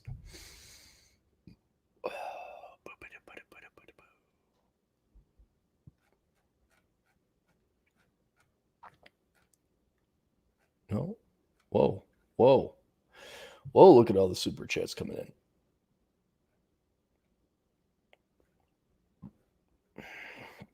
Kevin, for $5. Didn't live off of anyone sure that you were educated in private school then? Yeah, I was. Yeah, because, okay, kids are parasitic. Yes, because they can't work. And I did go to a private school at great financial detriment to my family because my dad was a fucking Nazi Wisconsin Synod Lutheran pastor. Love my dad, but I'm never gonna forgive, and I'm not gonna shield the fucking bullshit we had to go through. The Wisconsin Synod is the most, not one of, it is the most extreme sect of the Lutheran Protestant religions. I would even say it's a cult. And to this day, I do and try to keep tabs on my previous teachers that were at that school because I want to make sure they don't enjoy too good of a life. We'll leave it at that. But we went there because, well, we couldn't go to the secular school, the public school. We might listen to Motley Crue, and they have a pentagram, and that's the sign of the devil. And so even though we didn't have the money for it, my dumbass dad fucking paid for us to go to this overpriced fucking Nazi concentration camp, leaving us with even less fucking money for anything, to the point that it's like now. I mean, it's eerily similar, not to give you guys too much of a sob story in my personal life, but right now this is reminding me of my childhood, like my early childhood, because we couldn't go anywhere. We didn't have gas. And the excitement was going to Target or Kmart. That was the excitement. We could go in the car and go somewhere, not just be at home. Again, why take the little shits? Like, let's go. We're getting out. Everybody, all the adults are your enemy. The adults are your enemy. Let's stay here. Let's drink and smoke cigarettes and just relax and talk with one another. Let's take the kids and go have some adventure time. Just me wondering if we should go for a hike. Look for the white squirrel. There's a white squirrel, an albino squirrel made a nest or whatever squirrels make. And they, every time we walk, we go to downtown, we get Miller time. My grandpa did Miller time with me. We would go fishing. He gave Miller time, and I get my, whatever root beer, and he get a real beer. So we had Miller time when I was a kid. So I take my little nieces for Miller time, And we go to the bar, which is a mile walk. So they're doing a 2-mile walk. I put them through their paces. And I put them up on the thing. Everybody adores them. Every woman wants to fuck me. The only thing more valuable to getting laid than being a ballroom dance instructor is to have little nieces and you put them at the bar. And then everyone's like, can you insert your penis inside my vagina? It's like, yes, I will, because you're hot and you're not fat. What's going with this? Oh, it doesn't matter. I'm just saying you don't just stay in at home. Oh, that's why I was going. All right. To get out. Every kid wants to get out. They want to explore. They want to know what's around them. If you don't have the money because you can't afford the fucking gas to drive your kids around or go to, your kids are going to grow up very stunted or at least skewed. So yes, I did go to a private school. It was the worst motherfucking thing that happened to me. And yes, as a kid, you're going to live off people. That's what. Do you want to know why poor people are poor? Because they have more kids than they can afford. Because kids need to live off of things. Kids just don't go work in the slave factories right off the bat. Adriano Ramos for $5 Australian dollars. I'm mixed race from Portuguese, born on the island of Mauritius. Oh, yeah. Okay. I don't think I classify as a... No, you don't. What the hell? No, Portuguese is... Well... Is Portuguese the language considered a Latin language? It's derived from it, I'd imagine. So it's Latin, and that's a Mauritius. Where is it? Mauritius. Yeah, a little island. Oh, you're south there. You're in the Indian Ocean. Yeah, right off the coast of Madagascar. Okay. What I do not ask this out of ill taste. I'm just genuinely curious. Adriano, do you look Sri Lankan? Do you look African? What do you look like? Because I know you go far north India, you get more Persian, Middle Eastern look, and then you go south to Sri Lanka, you get very dark, predominantly because of the sun. I'm kind of curious, but then you're like right at that juxtaposition between off the coast of Africa, and I'm just wondering what does an average Mauritian look like? Which is a fair question. I caught flack for asking my black buddy, hey, why don't blacks swim? And everybody but him, oh, Aaron, they're all white. Oh, Aaron, and he's like, he just starts laughing. He's like, because we sink. I said, what do you mean you sink? He's like, we can't swim. No. Like, explain it to me. Why do you sink? I don't know. We just sink. We can't swim. Like, how does nobody not? What do you mean you can't? You just us because of our skin color we sink. And it turns out I looked it up. I actually investigated it. Blacks have a higher bone density. They're more muscular in theory because we only took the more muscular people from the United States. I don't know about Africans, but the muscle and bone are denser and they sink. And so if you took the average black dude and the average white dude of same weight, the average white dude would have more buoyancy. It's serious. AJ Ingsock. Oh, dude, you look like you're in a band. You look like you got better hair than me. For $10. I hope this virus never ends. I'm a welder, and my company is paying us an extra $5 an hour during the virus so we don't leave. No sign-in of work slowing down. Feels good to have an essential job. Yeah, man. I don't know. I'm kind of surprised the mechanics aren't working because I had to bring my truck. I did the rotors and the brake pads. And my other buddy, good Aaron, not evil Aaron, me, but good Aaron, says, oh, yeah, you need a new tie rod. He's like, I don't want to even work on that. I'm like, why is it tire? I'm looking at it. I'm like, well, it's just a boot with some grease coming out of it. Like, is that a big deal? Apparently, it's a big deal. You need an alignment. It went beyond his, I wouldn't say skill level, but his desire level. I'm like, okay, I'll take it in. So I'm glad that you're employed. And I just kind of concerned about our Canadian buddy who says he's a little bit worried. Sam Whiskey for another $2. Pause for the cause. Let's pause for the cause.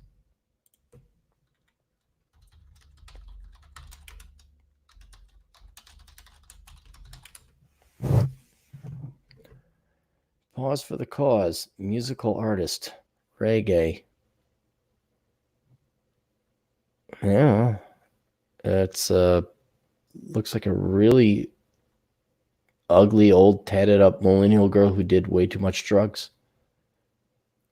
Yeah. All right. A patron 08 for $5. If AMC movie theaters go under, do you see any current or future businesses that could utilize that large footprint? Yeah, here's what's going to happen. Okay. Whatever companies don't make it through this, they're going to have to liquidate.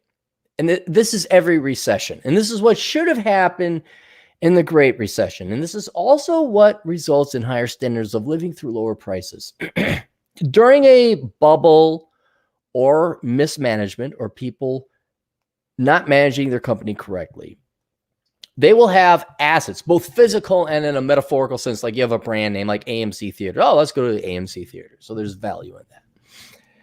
They will mismanage it either through over leveraging, or they didn't have a rainy day fund, which is the number one cause of all of our economic problems today. And they will have to go on the selling block.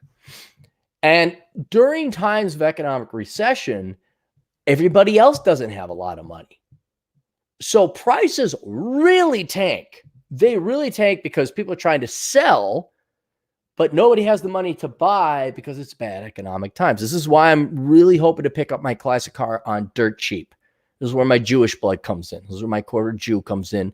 And me and my 18% Spaniard blood, we high five. We do some fucking magic Jewish Spaniard shit. And I get myself this classic car that I want for dirt cheap. So the supply goes up, the demand goes down, prices tank. But at some point in time, the prices drop so much that somebody who is sitting on cash, usually Asians, because they're better with fucking financial management, but there's occasionally some other people too of different races that actually spend less than they make. They're sitting on some money and like, as the price goes down to buy that bar or to buy that asset, or to buy that movie theater, even if I want to finance it, the mortgage now is so low because the price is so low that even if I cover expense, like if I charge $5 a movie ticket, I can make a profit. So when your major assets go down in price, those are usually your largest expenses, either through buying them outright or borrowing money to afford them. So you have, your house is a mortgage. And so if housing prices go down, rental property is a simpler example. The price of a duplex goes down by half. Well, now at interest rates, I could go ahead and buy this thing and charge rent at rental market rates, and I make a profit off it. Whereas at the peak in the bubble, what I had to pay for those assets, what I had to pay for that property would be way too high, and the mortgage would then be way too expensive. My margins would be very minuscule. So if you ever come to the Twin Cities, a perfect example of this is Mancini's. Mancini's is this Italian steak and chops joint where you can get a vat of high-end Scotch or Rumplemans for $4. And the reason you can get it for $4 is because they don't have no lease expense. They don't have no mortgage. They paid off their mortgage 4 decades ago. Their steaks are still a little bit pricey. They want to make as much money as possible, but it's a very affordable steak for a steakhouse. And the reason why is they weren't like this Dubro, Carlson School of Management, MBA douchebag with a leased BMW 3 going, I'm going to buy this bar at the peak of the market. And oh shit, man, I got this loan payment I got to make. So I got to jack up prices up to $12 for every drink. But I got some fucking blue lights up so the chicks, that'll make them hot. Those are the people that are getting fucking shucked out right now. And so the assets and the productive capability and thus their profit potential hasn't changed. They're still going to generate a certain amount of goods and services at a certain amount of market prices of goods and services. But their market value to buy them is going down rapidly. And so, yeah, all of a sudden you may be able to pick up a movie theater for whatever, $1 million and make some money out of it. So I don't think any future businesses are going to, like, movie theaters are pretty specifically designed. It just won't be AMC or the current shareholders of AMC. It'll be some hedge fund or some rich dude or just a group of Asians who saved their fucking money, said, hey, we got some money. Look how cheap this, even if we charge $5 for a premiere feature, they're trying to sell that movie theater for so little, we could buy it for a song. And our operating expenses and our expenses are so low now, we could have, and hey, $5 for a premiere movie feature, that's lower prices for you. That's a higher standard of living. Prices go down. This is why recessions are great. But every time the fucking government comes in, prints off more money, jacks up prices, and now it's like, well, and then you millennials wonder why rent's so fucking high. Housing would have been super affordable if we didn't bail out people. It would have been super affordable. I wonder what will happen when we bail out the student loans. What will happen to tuition when we flood that market with more money? Final Kill 44 for $5. Hey, Cappy, you by chance play Call of Duty Modern Warfare? The new one, been playing that and studying on IT work. No, I haven't. I bought it and I put it in, and the mandatory look at my, I failed to be a movie director, but now I can make you watch this fucking cutscene. Cutscene came in, and it was a 30-pound wave without a helmet, blasting away and all that. Oh, we gonna kick ass and shit. Even though she was white, she didn't sound blood. Just, I'm like, nope, done. I took it right back to GameStop. And GameStop, like, yeah, well, they knew it was such a bad movie. They gave me money back. Not in-store credit. They gave me my money back. That's how bad they knew that video game was. But I played Call of Duty World War II. And I enjoy it. There we go. So for the person who requested it that I block Greeny Gaines, I did. Because she ain't paying or he ain't paying. We don't know if it's a guy or a girl. So that's done. Darius. Oh, no, that's not Darius. Oh, dang it. Now I got to scroll back up. Whoa. Whoa. Why am I way up here?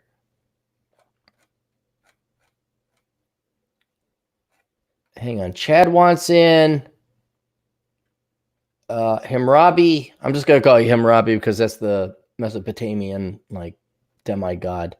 Chad, give me a second. Let me get through. Hang on. You know what? Let me text the GF and tell her not to come home because I'm on fire today.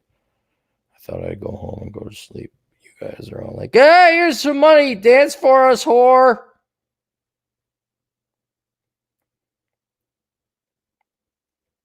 Hang on.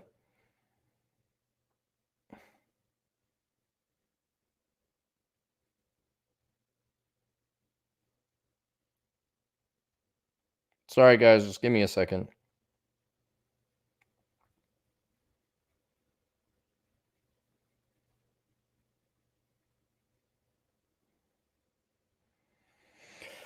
Home just yet.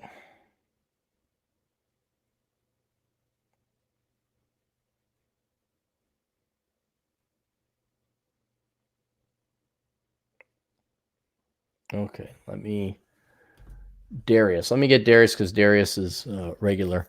$5. Thoughts on optimal short-term stock selling? Optimal short-term stock selling. I know there will be higher taxes, but compound interest is still compound interest. Thoughts on stock selling? Why are you selling now? It's the market's down. I mean, if you got a short-term, are you talking short-term capital gains versus long-term capital gains? I don't know. If you made some money, cash it. There's a great saying. What was it? A lot of people became rich selling too early. And the wisdom within that statement is that a lot of people would sell out of, what was an up and coming stock back in the day, Apple or Microsoft. Like, dude, I sold and then went up 300 more percent. It's like, yeah, but it went up 1,000% since when you bought it. A lot of people have become rich by selling too early. And all what you're asking, I guess your question is, if I were to simplify it, is you want to time the market. You can't time the market. All right. I bought in when the market was off 25% and then went down to 35% off. Like, oh, dang. Well, still, I'm happy with 25% off. You know, I'm not selling it today or tomorrow. I mean, unless you're a boomer that has to, like, you know, reverse mortgage your home because you didn't plan for fuck. And you got like, oh my God, my 401k is down. I withdraw on that. Well, I guess it sucks to be you. But I don't think you got to worry about that. Thoughts on short-term stuff. Yeah, take the profits, man. Yeah. I mean, it could go up. It could go up 3 times as much. And that's happened to everybody. But that's why that saying is there. A lot of people have become rich by selling too early. You can't time it when to buy when it's going down, and you can't time it when you're going to sell it when it's going up. But did you make 300%? Did you make 30%? That's a damn fine return in one day or 1 year. All right, let me invite Chad. Chad, I'm going to send this to the Twitter account. Let me mute this. Oh.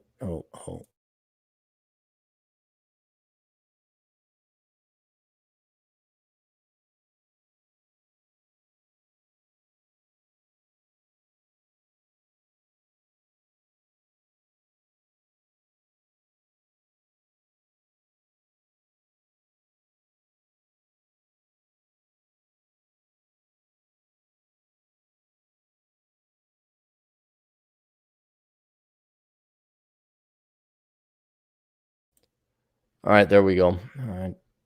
Damn, guys. By the way, thank you very much for all your kind donations. All the money goes to benefit me. Actually, it doesn't. It did go to the Pokeball fund, but I can't eat this much Pokeball. And so then I do spend it on my nieces. But since now I can't go to the Pokeball place, it's just like accruing. Himanshu Andhi for another 100 rupees. Industrial engineering or manufacturing systems engineering, which is degree is better, dude. I'll be honest with you. I don't like either of them. I like industrial engineering over manufacturing systems engineering because that one sounds more like managerial. But why don't you just go mechanical engineering? Why don't you just go chemical engineering or electrical engineering? Go with a legit degree. It sounds like, oh, I want to go STEM, but I want to half-ass it and do the cheap way out. I would just go mechanical. And then industrial engineering. What's up? Oh, no, I just wanted to say hi. Look like you're kicking ass today. I'm sick, but this has probably been my most profitable podcast. You're not getting your fucking super. You're going to get super chats from here on out. Don't fucking like me, like quarter me now. Okay. I'll give you super chats from here on out. I'm merely here just to... All right, good. No, well, you shaved clean, man. What's going on? You shaved clean. So I got a haircut a few days ago, and it was one of the old school ones where they take the razor and they sharpen it, and they kind of... Wow. Yeah. So I didn't take the whole thing off because I thought that was really cool, like doing it the old fashioned way in the barbers. Is it better with or without the beard? You're asking a straight man. I'm the wrong guy. I can ask the GF. No, seriously, she liked you with a little bit of scruff. But when you went full soy boy because you dating the communist government agent, she was like, yeah. But did you go to haberdashery or just go to regular old barbershop? I just went to an old barbershop. It was through a client because a lot of them aren't even open right now. Right. But these guys are open 1 day a week. And I just went in there and I'm like, hey, fix my hair. And the guy offered to shave my face. And I'm like, I'm not going to say no to that. Yeah. How cool is it to sit there? And, You get the hot towel treatment? Yes. Yeah. Yeah. These guys are freaking awesome. Yeah. So how are you sick? I think I caught a little bug from the kids. But I don't think it's the Wuhan flu. I just woke up. I had that coppery taste, and you had that snot in your nose. You know what I'm talking about, like in the back of the throat. Yeah. And then it wasn't. That's not Wuhan flu. So, but I feel okay otherwise. I mean, it just feels like a regular sickness, and maybe it'll go away. I don't know. I've had those things where like you're down for one day, and then you're back up. So yeah. And all the super chats help. I won't lie. It's just kind of like, hey, dang. Have you been running outside during this whole thing? It's been cold as shit. We had a squall, a literal squall, where I was looking out the window here, and all of a sudden I heard noise. I look out, and it was like a blizzard. There was snow coming in sideways. What? Yeah. I mean, it was just a small one. It's just a little cell that went through. Dumped a ton of snow on us, and then by the time I left, it had more or less melted off the streets. But it's not been above 45 here for the past couple days, and so I've been walking around the apartment complex just to get my steps in. Though there is a hot blonde that does stairs. Yeah. Oh shit! It'd be like, hey, you want a break? You look tired. You need a different type of exercise. But yeah, I was just like, it's like you need a workout, buddy. Yeah. What's going on? What's going on in the world of Elkins? You know what? I was so this week I've been getting a lot of requests for taxes, and I was getting kind of pissed because I wanted a break. I'm like the deadline is July 15th, and normally this would be my hell week. But I mean, you might feel this way with the super chats. At least we're able to like make money, over the internet. A lot of people are screwed right now, so I'm trying to be grateful about it. You absolutely should be, because I am so. You don't think about it because it's like when you get sick, you don't appreciate health until you're sick. And you're like, oh, I wish. But then when you get back to normal, you're like, oh, this is just normal. You take it for granted, and I just realized like how fortunate I am. And how fortunate you are that the money's coming in, everything's fine. Book sales are down a little bit. They're actually down significantly. So I think really, I wouldn't have expected. Well, you don't need books, do you? If people are just going to be sitting around at home, I would think books would go up in sales. That was my logic too. I thought it would actually, just at least be neutral, but I think it's taken a little bit of hits. So no one's really buying the books.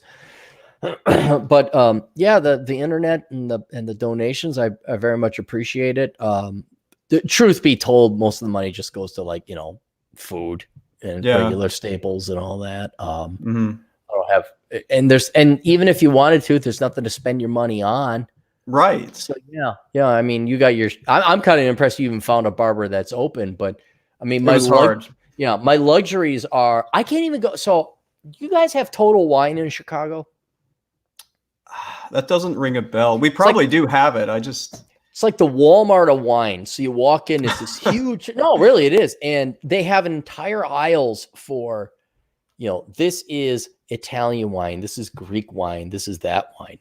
But they have cigars, and that's the only place that has cigars now because all the cigar places are closed down because they're not essential. So I've been going to Total Wine. And I get cigars, and so far do they deliver, or you just have to go there? No, you walk in. Thankfully, it's a place you can walk in, and there may or may not be a line, but you walk in, and the checkout girls are pretty cute, so there's a bonus there so far. But yeah, so I've been getting my cigars there, but yeah, that's the only luxury there really has been. I'll go maybe get Jimmy John's, nice, or something, but yeah, there's no sit down, there's no scotch and steak and lobster. But that's fine. It's cool. It's just, but I'm thankful because a lot of people, dude, I can't imagine about half the people listening right now, they're not making rent because they can't. And right. They're getting their payments or whatever. Yeah. No, I'm very thankful we got this going on. So I'm waiting to see if those government stimuluses and the programs like the PPP and the EDIL, no one's gotten any of that yet. So well, it just came out. They just farted it out of their ass last week. It's going to take a bit, don't you think? Well, what they were touting, I knew this was bullshit. Oh, can we curse? Well, no, you can't curse. Yes, well, I haven't heard you earlier. All right. So they were saying it was supposed to be directly deposited into your bank account within 3 days, and most of us applied like a week and a half or 2 weeks ago. So that's the government. I looked into it, and because I don't want to bother you, your time is very precious and valuable. So I looked into it. And I looked at all the requirements and this, and I'm like, yeah, it's not worth the whatever $10,000 free. I'm like, no, it's not worth my headache. I would have helped. I would have helped you out with that. I mean, it's not super difficult. You just have to get some records and upload it for them. So, well, what do I still qualify for it? You think? Sure, because this is not confidential or anything. You are paying yourself a salary, right? Right, I am. Yeah, you are eligible for the PPP and the EDIL. So okay, well, I looked into it. I'm like, my God. Well, maybe we talk later. You let me know what you think. But my judgment, based on what I read, I was like, this isn't worth it. But if you differ, maybe you know something I don't. I definitely think you ought to do it. All right, we'll talk later after that. Yeah. So you want to do some super chats because they're coming in like cats and dogs. Yeah, my scroll might go all the way back because I just got in, but let me see where I got Paul West. Yeah. Maybe I've got it. Look, he looks exactly like me. He's got the beard and the long hair going on. Oh, I found it. Okay. Yep. Paul West for $4.99. I found out my now ex-girlfriend of 2 years was actually in a long-term relationship for 6 years. And when I called her out, she broke up with me. AITA, I tell the 6-year boyfriend. I think he's wondering if he should tell the boyfriend that she was dating about him. Yeah. Fuck shit up. Yeah. But here's the problem. I mean, dude, I was going to say, help a fellow dude out if he's got a, low quality woman that he's tied to. What I was trying to figure out is what would cause her more damage over the long run. Because I was focusing on getting vengeance on her, but you bring up the point. That's what brought me to it. It's like, yeah, you got to tell the guy. You got to tell the guy. Yeah, I think so. It's not his fault. No, it's not his fault. He probably didn't even know. Kevin, our buddy Kevin, for $1.99. I asked. I want to get in, but I don't know if he'll see my chat. So thanks, Kevin. How's your internet access there? Is everyone watching a show or something? Because you're cutting in and out. Shoot, I've got it plugged in. I think it's just because everybody's on the internet right now, in the building and everywhere else. And you're on this is funny. You're on a bit of a 1 second delay. When I'm looking at you say something. Yeah, this is on my end, not on YouTube. So I don't know what's up with that. Maybe I could turn off that. All right. So for $2, when will Dana White go down in history? Who's Dana White? Isn't he the UFC guy, or am I thinking of someone else? I don't know. He already is going to go down in history. I mean, he's the guy who's started this thing and is a multi-millionaire. Yeah. So I think he's already got a Wikipedia entry. He's already kind of a legend. Yeah, he's in history. He's made his mark. Kevin, our good buddy Kevin, for $5. Hey Chad, should we raise taxes on the rich to cut them on the middle class? I think he meant or cut them. We were talking about this earlier. Right. Yeah, people in the chat were asking about what do the rich pay and is the middle class getting screwed? Here's the problem is that if you keep raising taxes on the rich, they're just going to take their jobs and go someplace else.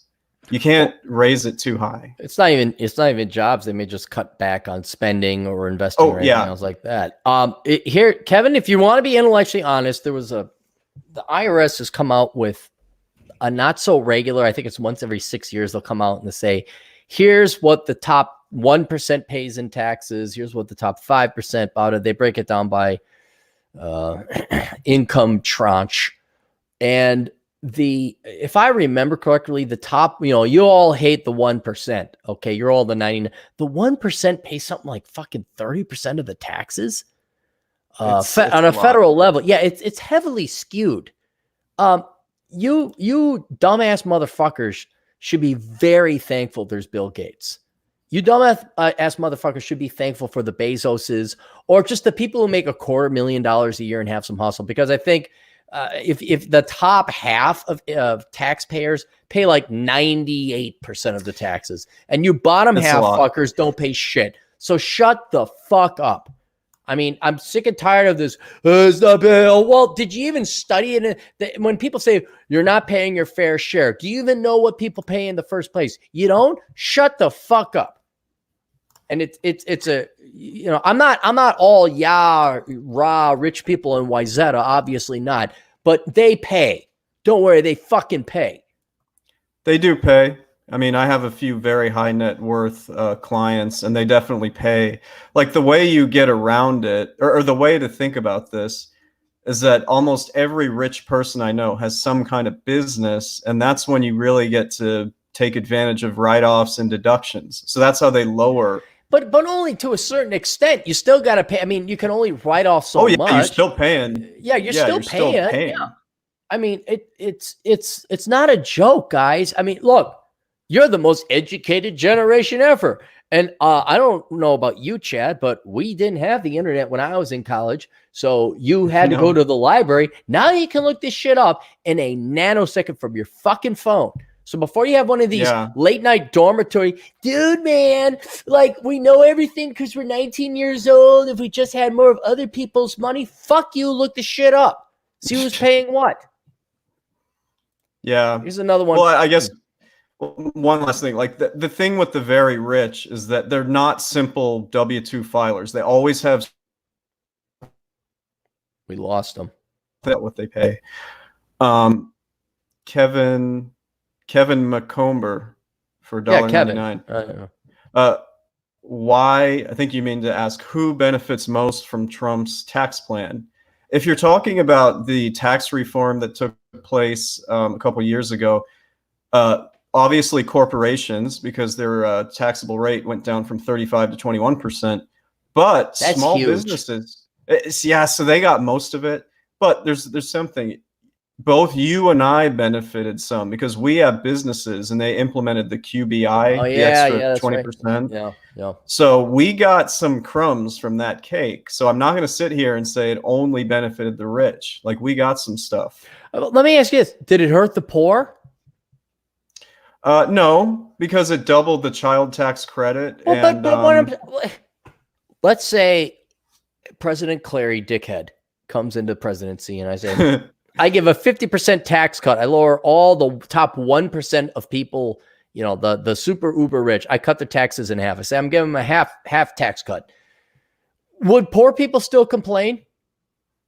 Oh, sure. Poor people are going to complain no matter what. I didn't hurt you. They want the rich. It doesn't hurt you. You're not worse off. Shut the fuck up, Kevin. You know? Well, I mean, that's one of the things. You know, last tax season, not this one, but last one was really painful because I had to explain to people, you know, what they did get and what they didn't get because it did change.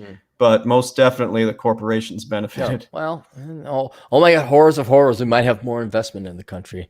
This gal, she keeps harassing us. You answer her question because she's addressing you. Alex for $2.99. Chad, you could have been Sweeney Todded at the Barber. Do you know what that is? I think means slight throat. Oh, yeah. I mean, really enjoyed going to that bar, like old school, old dudes. You know, you could tell they smoke cigars in there, and they're just, you know. Chad, here's what I want you to do: log out and log back in, okay? Because you're really coming in and out half the time. All right. All right. I'll be right back. All right. Let me go back up and bang out the rest of these here. Chad wants in. We got that one. We got Patron. We got Kevin's. We got Alex. And then Clary saved my ass for $2.79 Canadian dollars. I don't see the super sticker. That's the problem. I don't see the super sticker. Thank you very much, though, for $2.79. Princess Unicorn for $5 on 51 no debt house SUV, 2 vehicles paid off. Have paid off rental apartments, make $100,000 a year with $150,000 saved up. Is it safe to buy a $50,000 RV now? Yeah, it's safe, but do you want that pain assery? I mean, an RV is a royal pain in the ass. It drives slow. You got to get it insured. You got to have it clean and maintained. You could go get an RV if you want, but honestly, that you're just buying problems. Just take the money and go get yourself a hotel for the rest of your days. You're 51. What, you got 25 years left over? Let's do some quick math. 50,000. Yeah, you're on. I'm good. Is it bad or is it working so far? No, it's fine. So far, it's working. Okay. I'm trying to do the math for this guy. $3,000. So 365. Yeah, look, man, you could probably get a hotel. If you travel half the time, you could get a hotel every night for 180 days out of the year instead of you having that bleep in RV. It'll just be easier that way. Ray John's back. Ray John. Ray John's back. Oh, Ray John. For $5 Canadian, Canadians are getting $2,000 a month for 4 months. So all they're doing with us is supposedly giving that $1,200 stimulus per person here. Mm-hmm. That sounds like Canada is getting more of a UBI type thing, at least temporarily. Well, good for them. Yeah, good for them. Good for them. Let me know what it's like playing America on easy mode and why you have. What is Canadian GDP?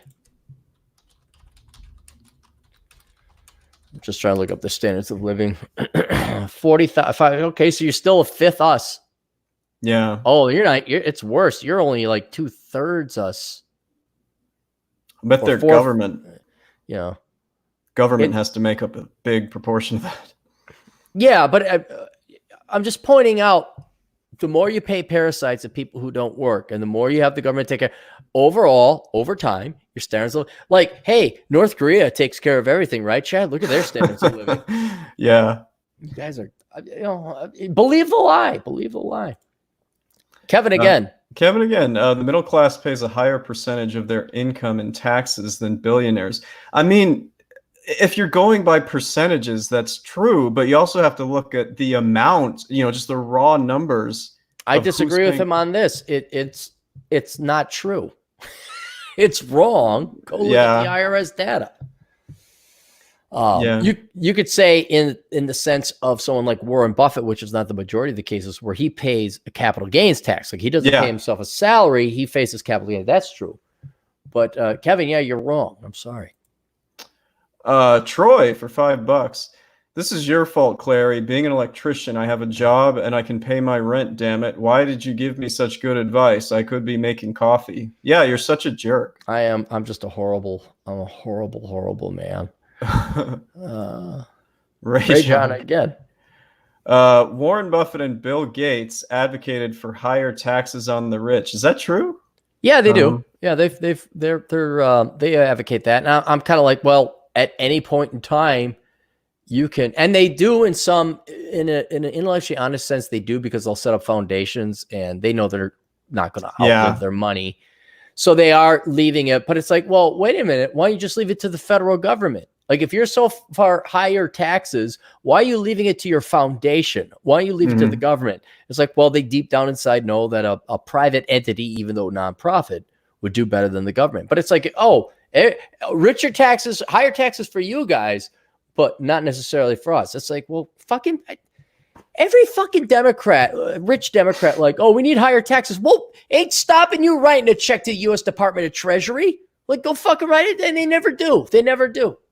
Dude, on a micro level, like my clients, I know I've told you this, but the really high net worth lefties, they never want to pay taxes. Not ever.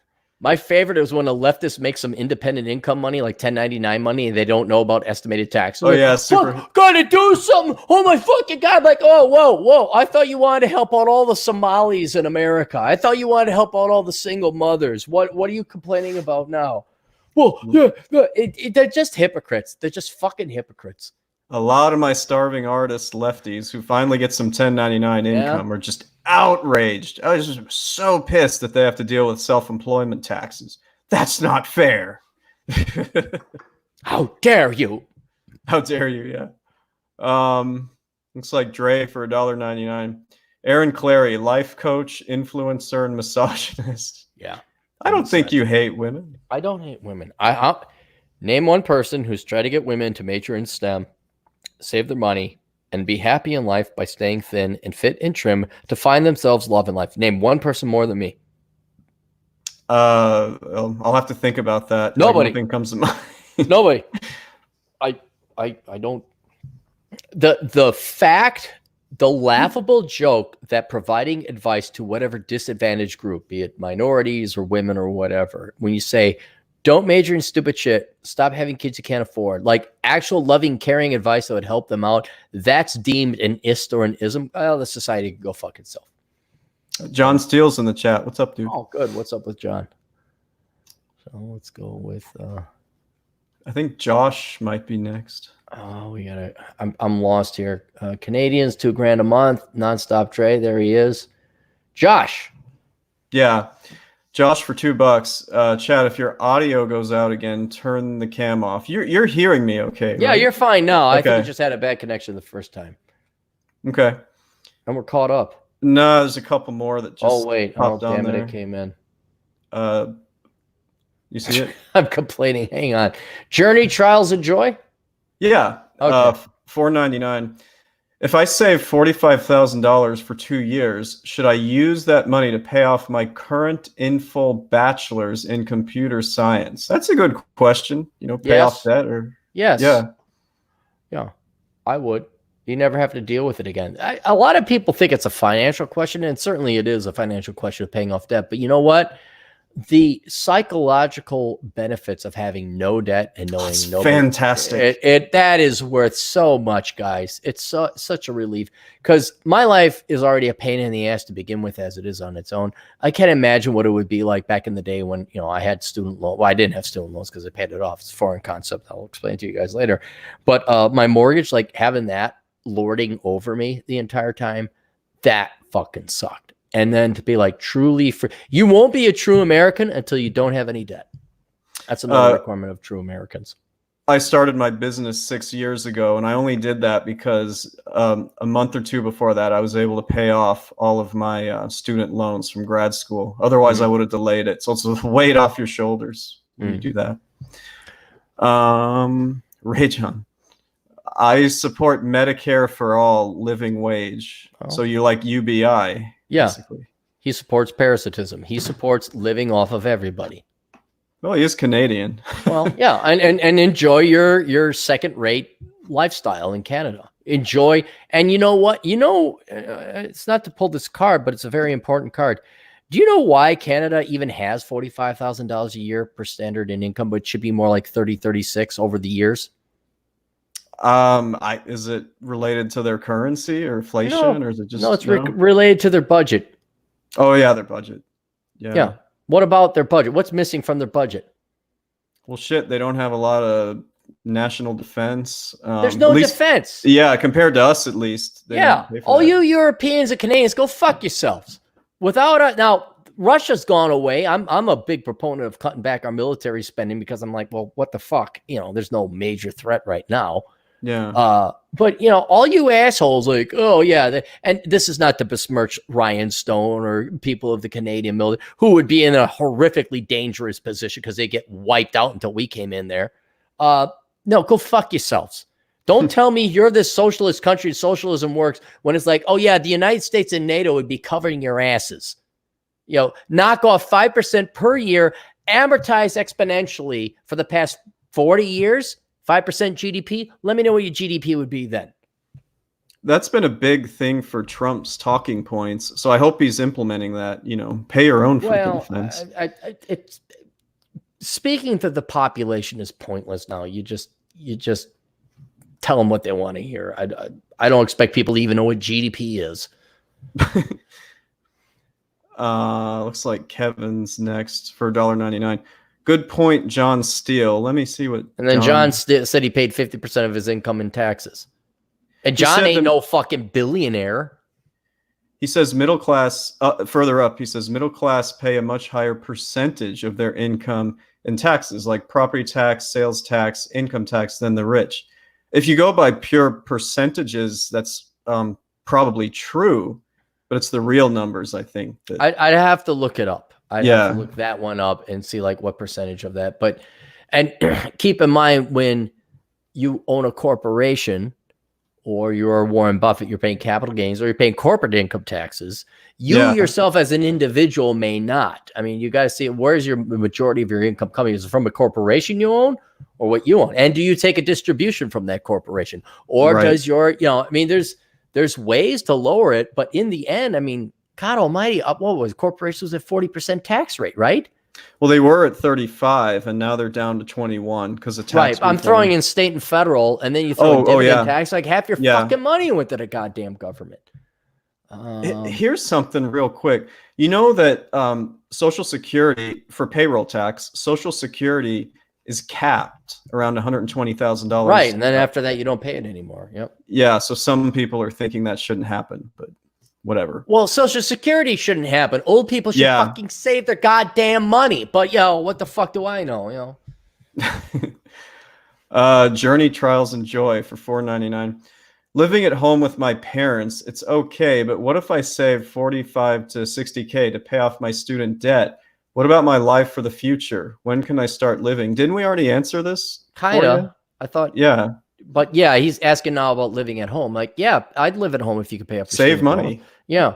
Like what? You got to find some great drop dead gorgeous girl who's thin and shows up on time and has what? You're not missing. All these guys are like, oh, I can't date girls because I might be missing out because I'm living at home. Like you're not missing out on on anything. You're not. You're especially right now. Yeah, you're not. One can. Rage on. $5. Aaron, you dunce. USA spends more on healthcare than any other country and falls below in quality. Not on a public level, on an overall, both federal or state and private. Yeah, he's right. Yeah, he's right about this, but not on a national level. We don't spend more than any. Yeah, our government. No, our government is like, I think if I remember, it's like 6 to 7% GDP, and overall we're 14 or 15% GDP.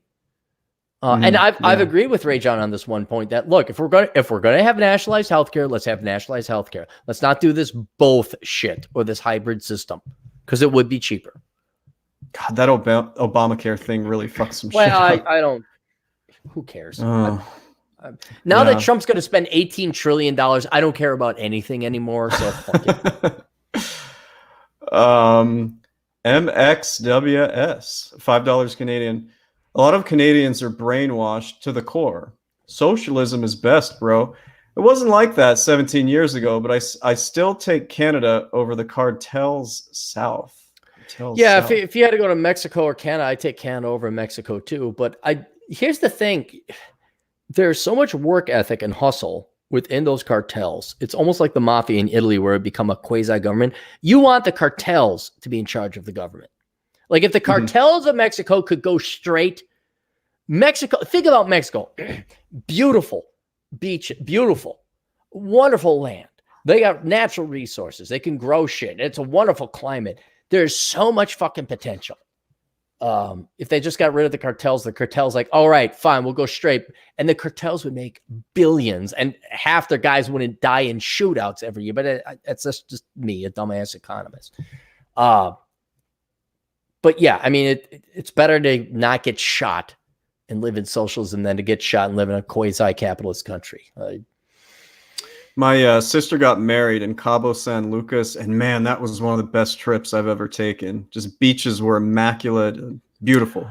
One of the most beautiful beach was Puerto Penasco, which is in the armpit of Mexico, the Sea of Cortez. And I was just amazed. I drove my motorcycle down there, and God, I had a hell of a lot of time getting into Mexico, but an easy time getting back. They're like, well, you don't have your registration. I'm like, nobody carries the registration. What do you mean registration? I even bought your Mexican damn insurance so I could come into this place. Let's see. Is Josh next? Yeah. Josh is next. $5. Chad, I'll be an enrolled agent for this upcoming tax year.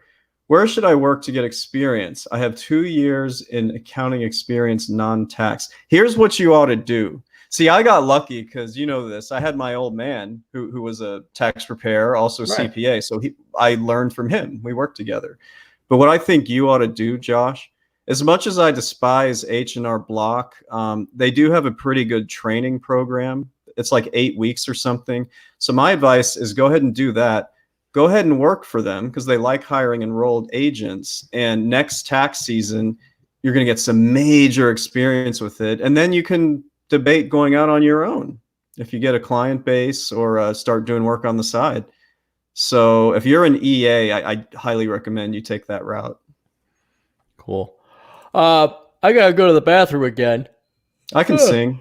Sing The Girl from Ipanema because it wouldn't be a podcast like that without you, all right? Okay. I only know the first verse. Whew.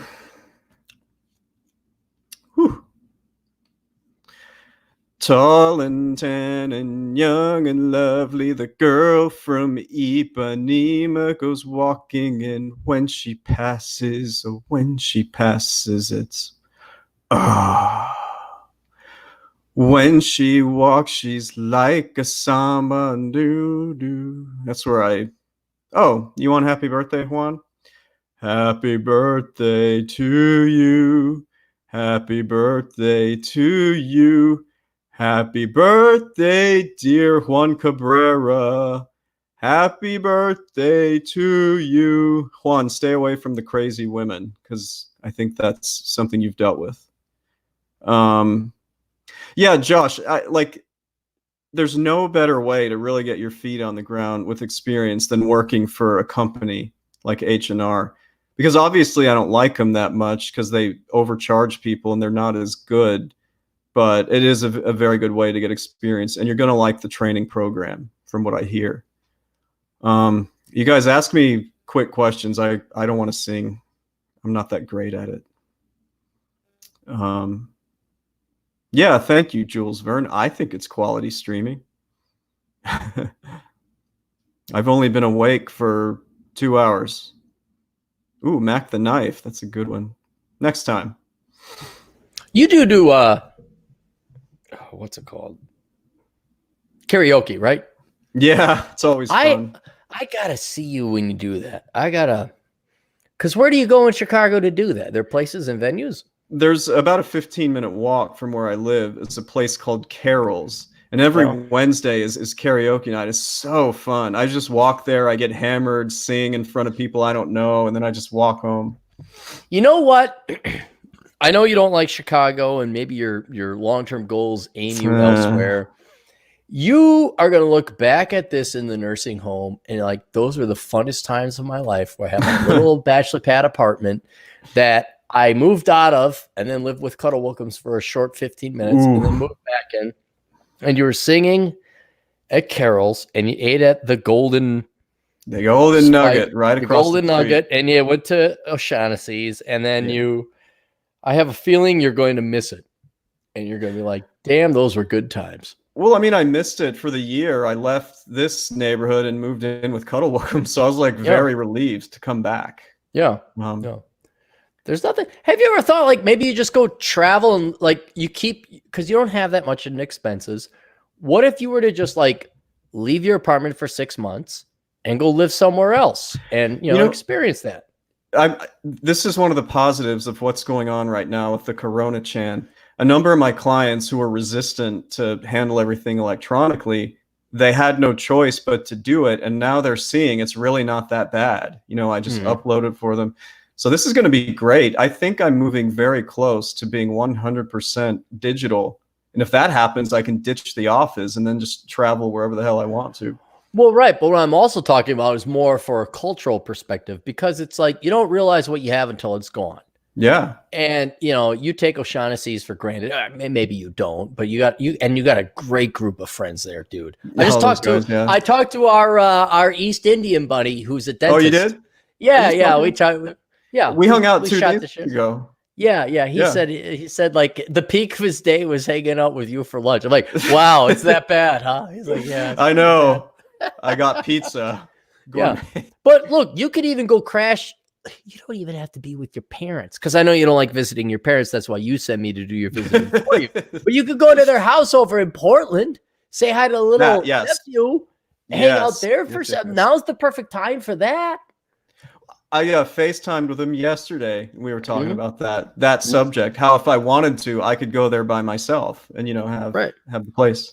Dude, nothing's better than picking those little kids up and hanging them upside down and swinging them around. There's, oh God, they love it. They fucking love it. Yeah, I'm so glad I have a nephew. It's awesome. Man, they're great. Yeah, to everybody out there, if you could get a niece or a nephew, I strongly recommend it. The problem is I don't have any nephews. Like all the boys that are being born. Oh, you're still there. All right. The boys being born, like the parents don't raise them right, so they're just fucking hellions. And they're the type that if you were to spank them or put them in their place, the parents would freak the fuck out. Yeah. So all I got is like these little girls. But don't get me wrong, I don't mind little girls, but it's kind of like a little boy. Like I got one kid. You know how you can be God chat. Next time you see yours, let me give you a little uncling advice because I'm a little bit down the road. Man. All you have to do is this.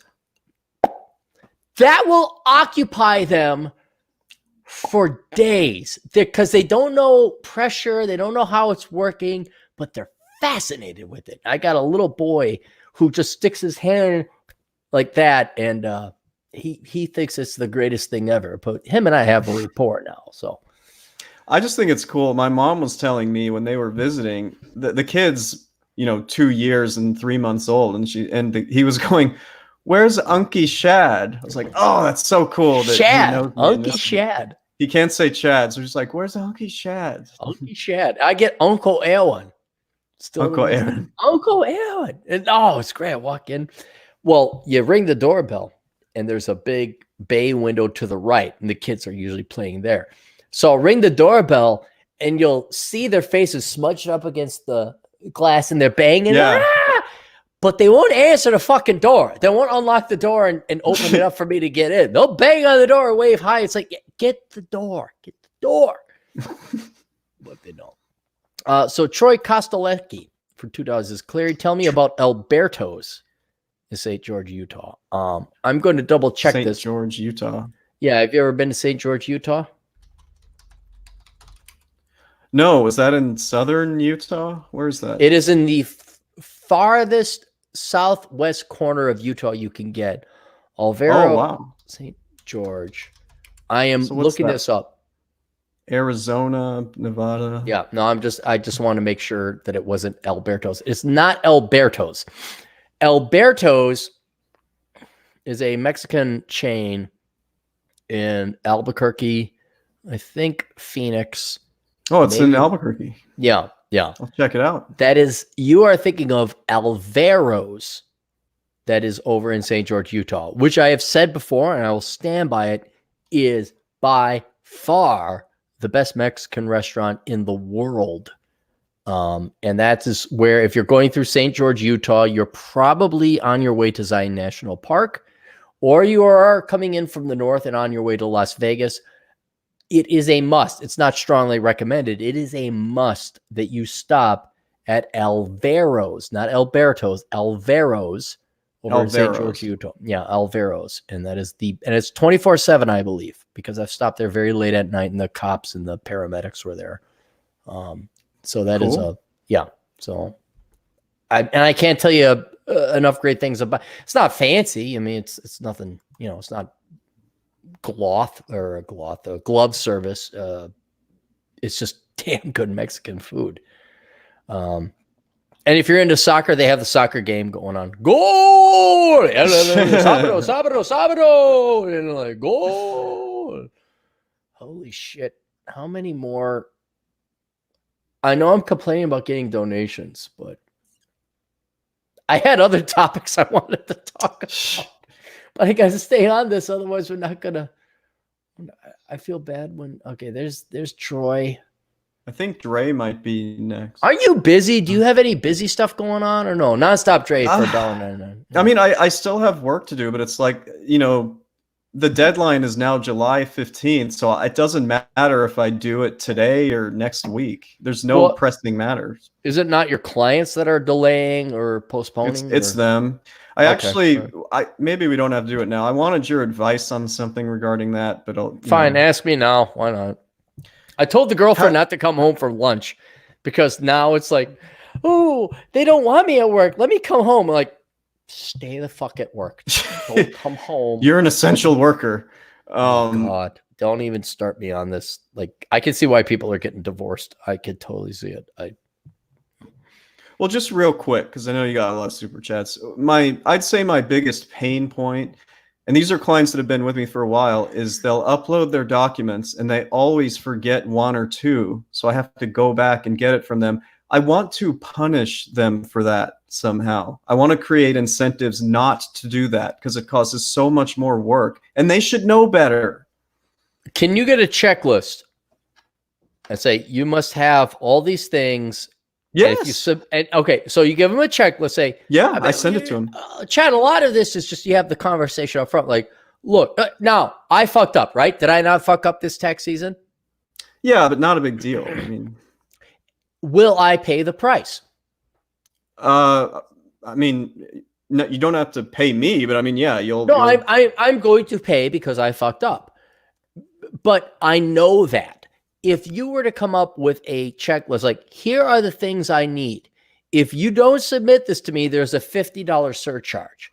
So I know I pride myself on giving you all the data and information, and everything was pretty good, right? This past time. You were great. I forgot one thing, and I was like, oh fuck, and I feel shame. I went to the penalty box of shame, and I'm willing to pay the price. So if you go and you say, hey, here's the checklist, before you even cut me a check, you better have all of this. Do not send this to me until you have gone through this checklist. I mean, like little simple upfront managerial stuff like that might save you a lot of pain in the back end.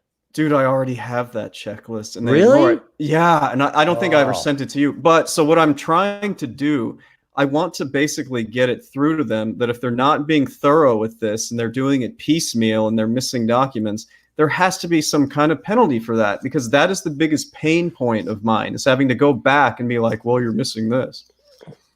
Okay, let's talk about pricing then. How do you structure your pricing? Is it kind of like this X amount for doing your personal taxes? It's a combination of by the forms that are required for completion, and if people are giving me shoebox full of receipts or just books, then I upcharge that hourly. I'm just saying, people who just can't seem to get their fucking paperwork in all at once, which is like 75% of my clients cannot do this without me playing babysitter. I need to find a way to make that punitive, because it's been really bad this year. You're gonna have to have a conversation with them. Like, I need this. You know, like I don't know. I'm spoiled in some regard because asshole consulting is pretty simple. It's like, and I got the script in, but because of the nature of taxes with all the forms, like I think you need to just have a come to Jesus meeting with each and every one of them. Like, look, here's how it works. You know, this is the cheapest rate I could get you if you work with me. If you deliver this, now I got to charge you extra. You just got to be a dick, but that now requires some training, quote unquote, of the clients. Yeah. So, and the ones that, like the business ones, that doesn't bother me as much. Like what you did is honestly not that big of a deal. I'm talking about the regular W-2 folks that have a few investments and they can't seem to get it to me all at once. They always forget something. Oh, I forgot the 1098 or something on my mortgage. It's like, oh, I forgot to give you my mortgage interest, or I have to go back and ask them for it. Though, like that is such a pain point for me. Is there a point in time they submit their documents, they say, here it is, and you say, okay. I mean, you just go through the checklist. Like you call them up. And you say, do you have this? Do you have this? Do you have this? And they say, no, I'm good. That's all. And then all of a sudden, oh yeah, I do have this. Yes. It's a lot of babysitting. I know. That's why, like, it's not so terrible now, because of course now we have till July 15th. But like I said, if there was a way I could get people to do it right, you know, ones they've been my clients for years. They have to know not to forget these things. They have a checklist. I think it's more laziness than stupidity, but that's just what's been really bugging me this year. No, the tax season. Well, I think you should go out to Portland, stay at your parents. Dude, you got a free place at your parents. Matter of fact, I should go hang out at your parents' place. You, me, and Atham, we go hang out at your parents' place for free.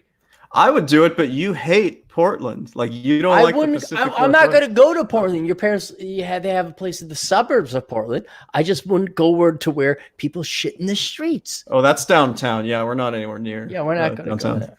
All right, let's get some more super chats. Yeah, enough of my complaining. Enough of your whining, bitching ass complaining. So Dre asks, I think Dre's above cynic. Wait, and Dre? there. Hang on. Yeah, a little bit above that. All right, there we go. All right. Should all leftists experience communistism? Communism? I was just gonna say communism, but I think Dre's in college. He's more educated than us plebes who haven't been in college and academia these past several years. Hey, did you know he's 6'2" and do you know that he gets like all the white chicks and he bangs them all and girls are throwing? Did you know that about Nonstop? You know, I learned that a long time ago.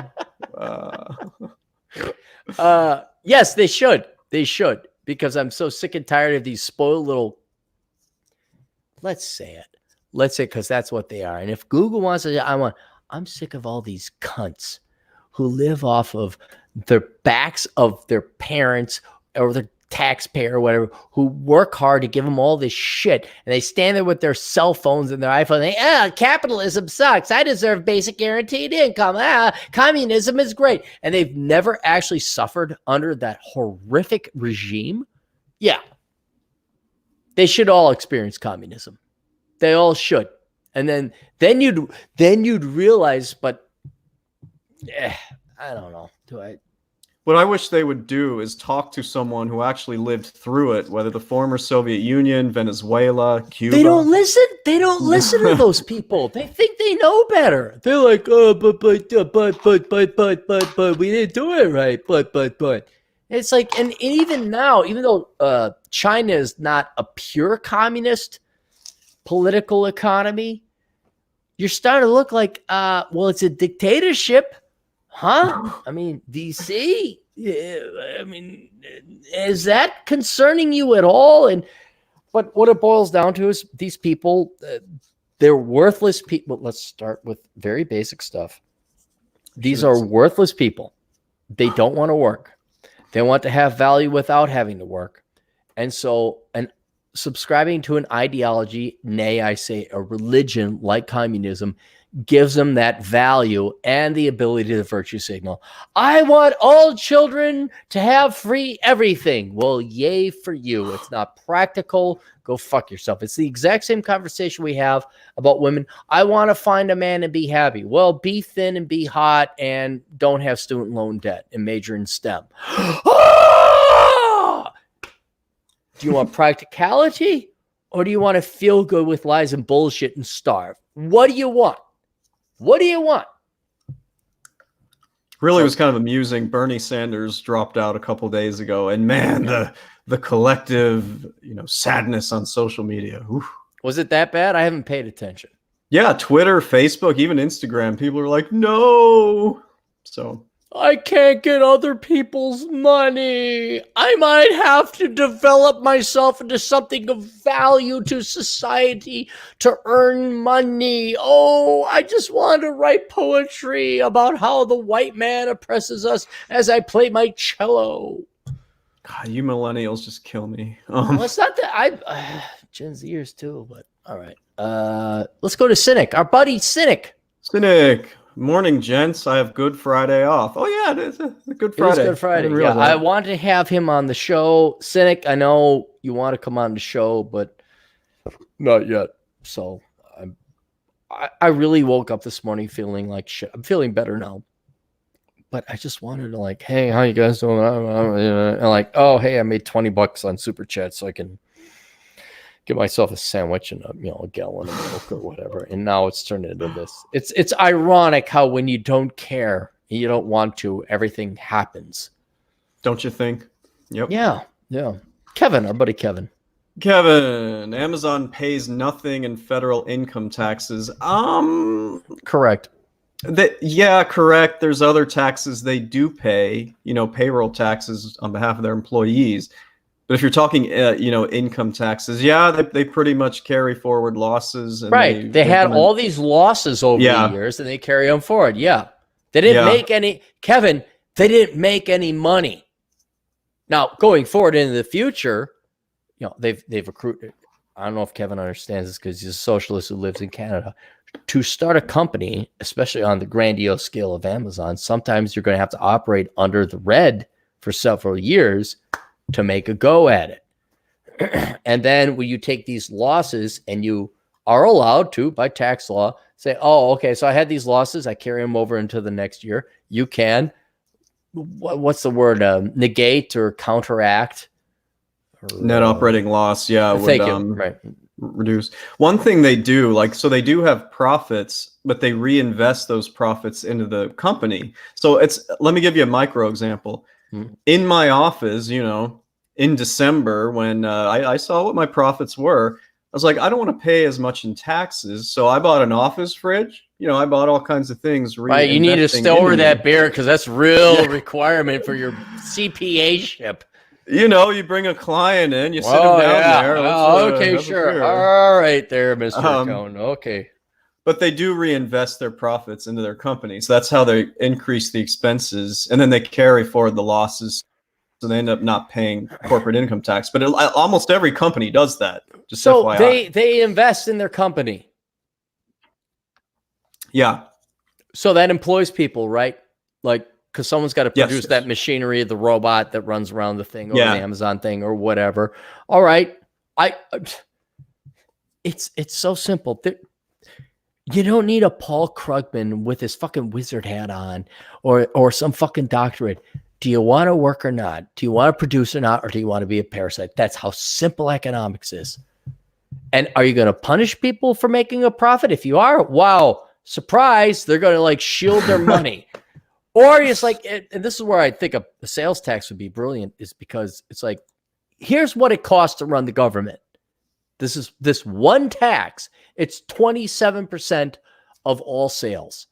So now we can discuss it and have an actual, what is the cost of government? We have a price of government. But when you hide it with tax write-offs and this incentives or that is our subsidies, and then, a confused individual like Kevin's like, but Amazon pays nothing in federal income taxes. Like, yeah, but you really need to know the labyrinth of tax law and tax consequences of all this shit. I'm honestly part of the problem because, I know I have these tricks and trades and know how to get that's how you make taxed. your money, right? Yeah. But even you said you'd be okay with just going back to business consulting if you didn't have to do with taxes. Probably be more fun. Obviously taxes is a little bit dry, but I mean, people pay. People do pay. People pay because we force them to. I just want to point out how much labor is wasted every year having corporations and individuals like report and here's my income. I think, fuck. Hey, Walmart, I bought a 12-pack of Diet Coke. Well, here's your 12 or 27% tax on it that goes to the federal government. Now I know how much I'm getting fucked over, a quarter of the entire time. It's a lot. Yeah. Daryl Schnell for $5. Politicians puke out the Medicare for all shtick, but you never hear them talk about government regulations that contribute to higher medical costs. Politicians become Medicare almost stupid. You never have them talk about that. So you're saying like, okay, yeah. I mean, he's right. Yeah, he's right. Yeah. Thanks for the $5, Daryl. Yeah, I don't know what else to say. I don't know what else to say. Yeah, it's obvious. Yeah. You're not going to go to single payer healthcare anytime soon. So, Sam Whiskey for $9.99. Gentlemen, his name. Oh, fucking Chicago. Gentlemen, the mayor of Chicago locks down the city and then goes to a hair salon while everybody is at home. You're talking about Lori Lightfoot, aren't you? That's the mayor of Chicago. Is she Indian? American? No, Indian? she's a black woman. Yeah, with a name like Lightfoot though. Yeah, that's kind of a weird name. No, it's that would sound like a very American Indian name. That's all I'm asking. So. Well, she has been. We are technically locked down here because nothing's open except grocery stores and that.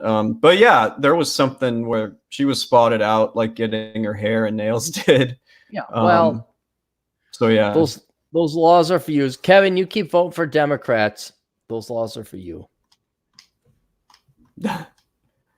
Let's see who's next. Oh, Ronan Boyle, €5. Or is that pounds? Pounds. No, it's your pounds. Yeah, pounds. Mr. MBA CPA man. Yeah.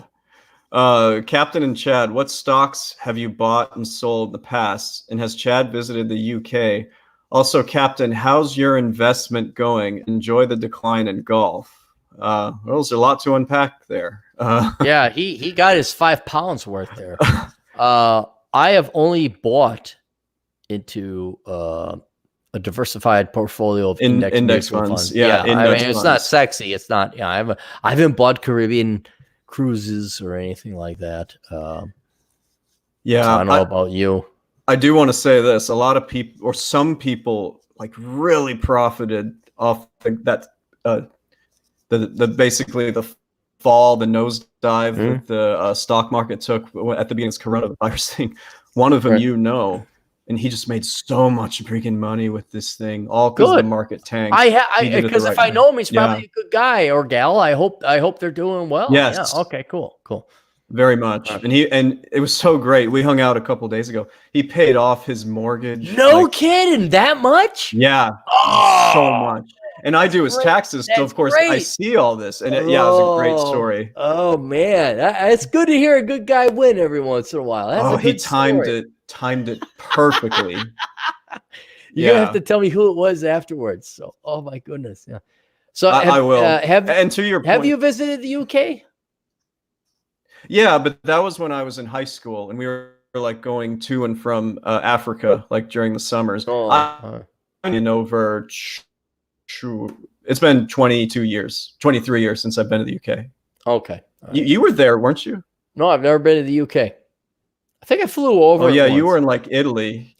Yeah. You were in Italy? We flew to Iceland and then we flew to Switzerland. And I think we flew, because I was always poking my head out and watching the map and, because you're bored, what else are you going to do? And I think we flew over the United Kingdom. I'm not sure. But then it could have been Ireland. I don't know. But then, we landed in Switzerland and I visited my buddy. So I don't have any real desire to go there. Well, not now. I have no desire to go to the United Kingdom at all. None. It was already a tough sell to begin with. Our weather is shitty. Our women are pasty. And you know what really kind of did it for me? It's not that the Muslims have taken over or anything like that. Do you know what really did it for me? Was it because everybody has very terrible teeth? No, it was all the pictures. Now, admittedly, it was in the British tabloids, but enough women like passed out in the streets with their crotches open. I'm like, is that your culture? Yeah, I'm like, that's your culture? I'm like, yeah, I can kind of understand maybe why you fought a revolutionary war against you. I just don't care to go to Britain. And Count Dankula was another thing. Like, you put this guy in jail for speaking his mind, like, you know what? Fuck you. You're not getting my dollars. Go fuck. Matter of fact, when Germany decides to invade you again, I'm not going to help you. Maybe we go invade you right now, clean you up a little bit. But no, I have no desire to go to the United Kingdom. Yeah, the UK is one of the places Roosh got banned from. Yeah, that's another. It's like, whoa, wow, you guys really fought against tyranny there. You really fought against fascism. You can't come here and say what you want. I was like, oh, all right. It's so stupid. Yeah. All right. Shit. So how are your investments going? They're going great now. You put into your 401k or your SEP IRA. My SEP IRA, yeah. Good buying opportunity right now. And golf, there is no golf. They banned golf here in the Twin Cities, but that's not going to stop me from grabbing my clubs and going and hit a couple balls at the local park. I mean, it's just... Yeah, that kind of sucks. All right, we got another one. Robert, well, we skipped one right above that. Did we? But did you see DJ Django Geek? Ango? Yeah. Django Geek, yeah. Chad, charge clients per each resubmission. Yes, this is something that I do subtly sometimes, but I need to make it clear. I have to have some kind of policy on this without pissing people off that they don't come to me, because, man, some people just suck at getting their shit together. But I already ranted about that, so that's enough. I'm texting the GF not to come home for lunch at all. No, I'm serious. Tell her you're talking to me. That's why. Oh, she knows. She actually tunes into the podcast. Really? Because when I put it up on my SoundCloud account, like I convert this to MP3, and I don't know if anyone listens and you want to get the MP3, you can do it on it. But she tunes in. So That's she can interesting. audit because she's an accountant like you. Audit. I feel like podcasts are kind of going away, and everybody's doing these live streams on YouTube. Wait, podcasters are going away, but everyone does a live stream? What are you talking about? No, I'm saying like there are so many streams like this on YouTube than there used to be. Whereas like 2 or 3 years ago, people were only uploading things to SoundCloud without doing something like this. Well, bandwidth is an amazing thing, and you can track it. You can see how it went through the triple threat. You know, at first, hey, you can have a free website because it's static and it's text. It's not that much. Then also, we could do podcasts and you can host it for free. And now you can do video with YouTube or BitChute or DLive or something like that. And if you're the slightest bit savvy, you know, okay, if I'm going to record, I'm going to record on YouTube. So it's already on the, traditionally speaking, television. Then I convert it to an MP3 that puts it to radio. And then if I want to write shit, you have a blog, but that takes some effort. But there's still a loyal and significant percentage of people that like a well thought out piece. So that's why I occasionally do write a good thorough piece on my blog. So that's how the triple threat works. And someone in the chat says that live streams are podcasts. So yeah, they are. I don't know. Well, see, and that's the problem is, look, how much do you want to serve your client? I want to serve my client to the fullest extent. Most people don't want to sit and look at our two jamoke faces, bittering, bantering back and forth. They want to listen to their headphones and go out and do it. And I'm being deadly serious. My audience is the superior race. Okay, we are the superior 1099s. We are the essentials. We are the people like, what? Stand here and look at a screen? Why do people have to watch us? They want to listen to us. So if you're willing to convert it to an MP3 file, you're going to double your audience. And if you're willing to write, you're going to get some old fogies or really eccentric and intellectual types who want to read a written word. So I think there's a certain sect that likes looking at our faces while we do this. I think because a lot of people don't even show their faces, understandably. Like DT, you know, he has to protect his identity. And he's got family. I think the fact that, and I feel like the fact that we are doing this and people can see our faces like adds something to it, you know, with the stream. Yeah, there's that human, even I can't deny it, because as much as I'd like to just have friends on the internet, I desperately want to hang out with people in the real world. Yeah.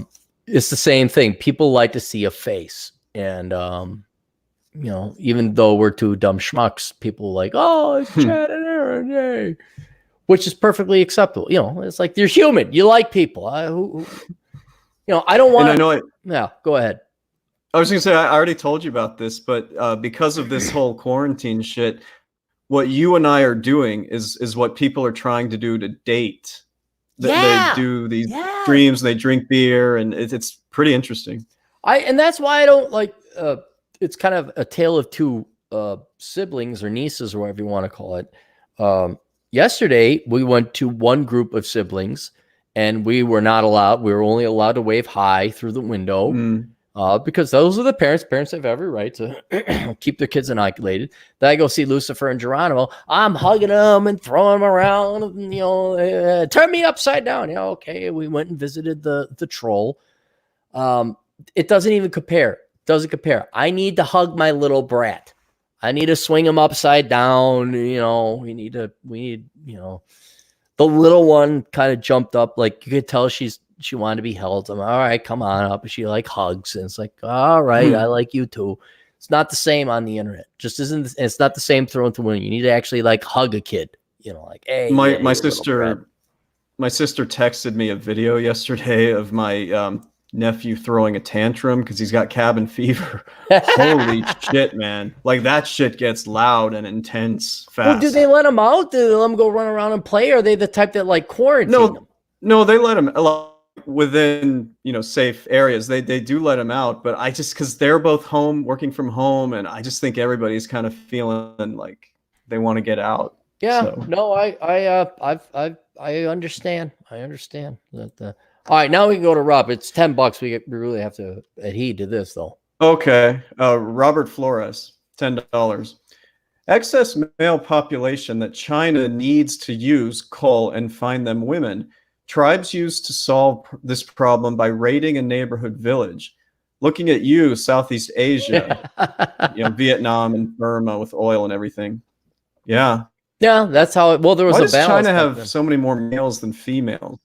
Are you kidding? They had the one child policy, and then they killed off all the daughters and aborted them.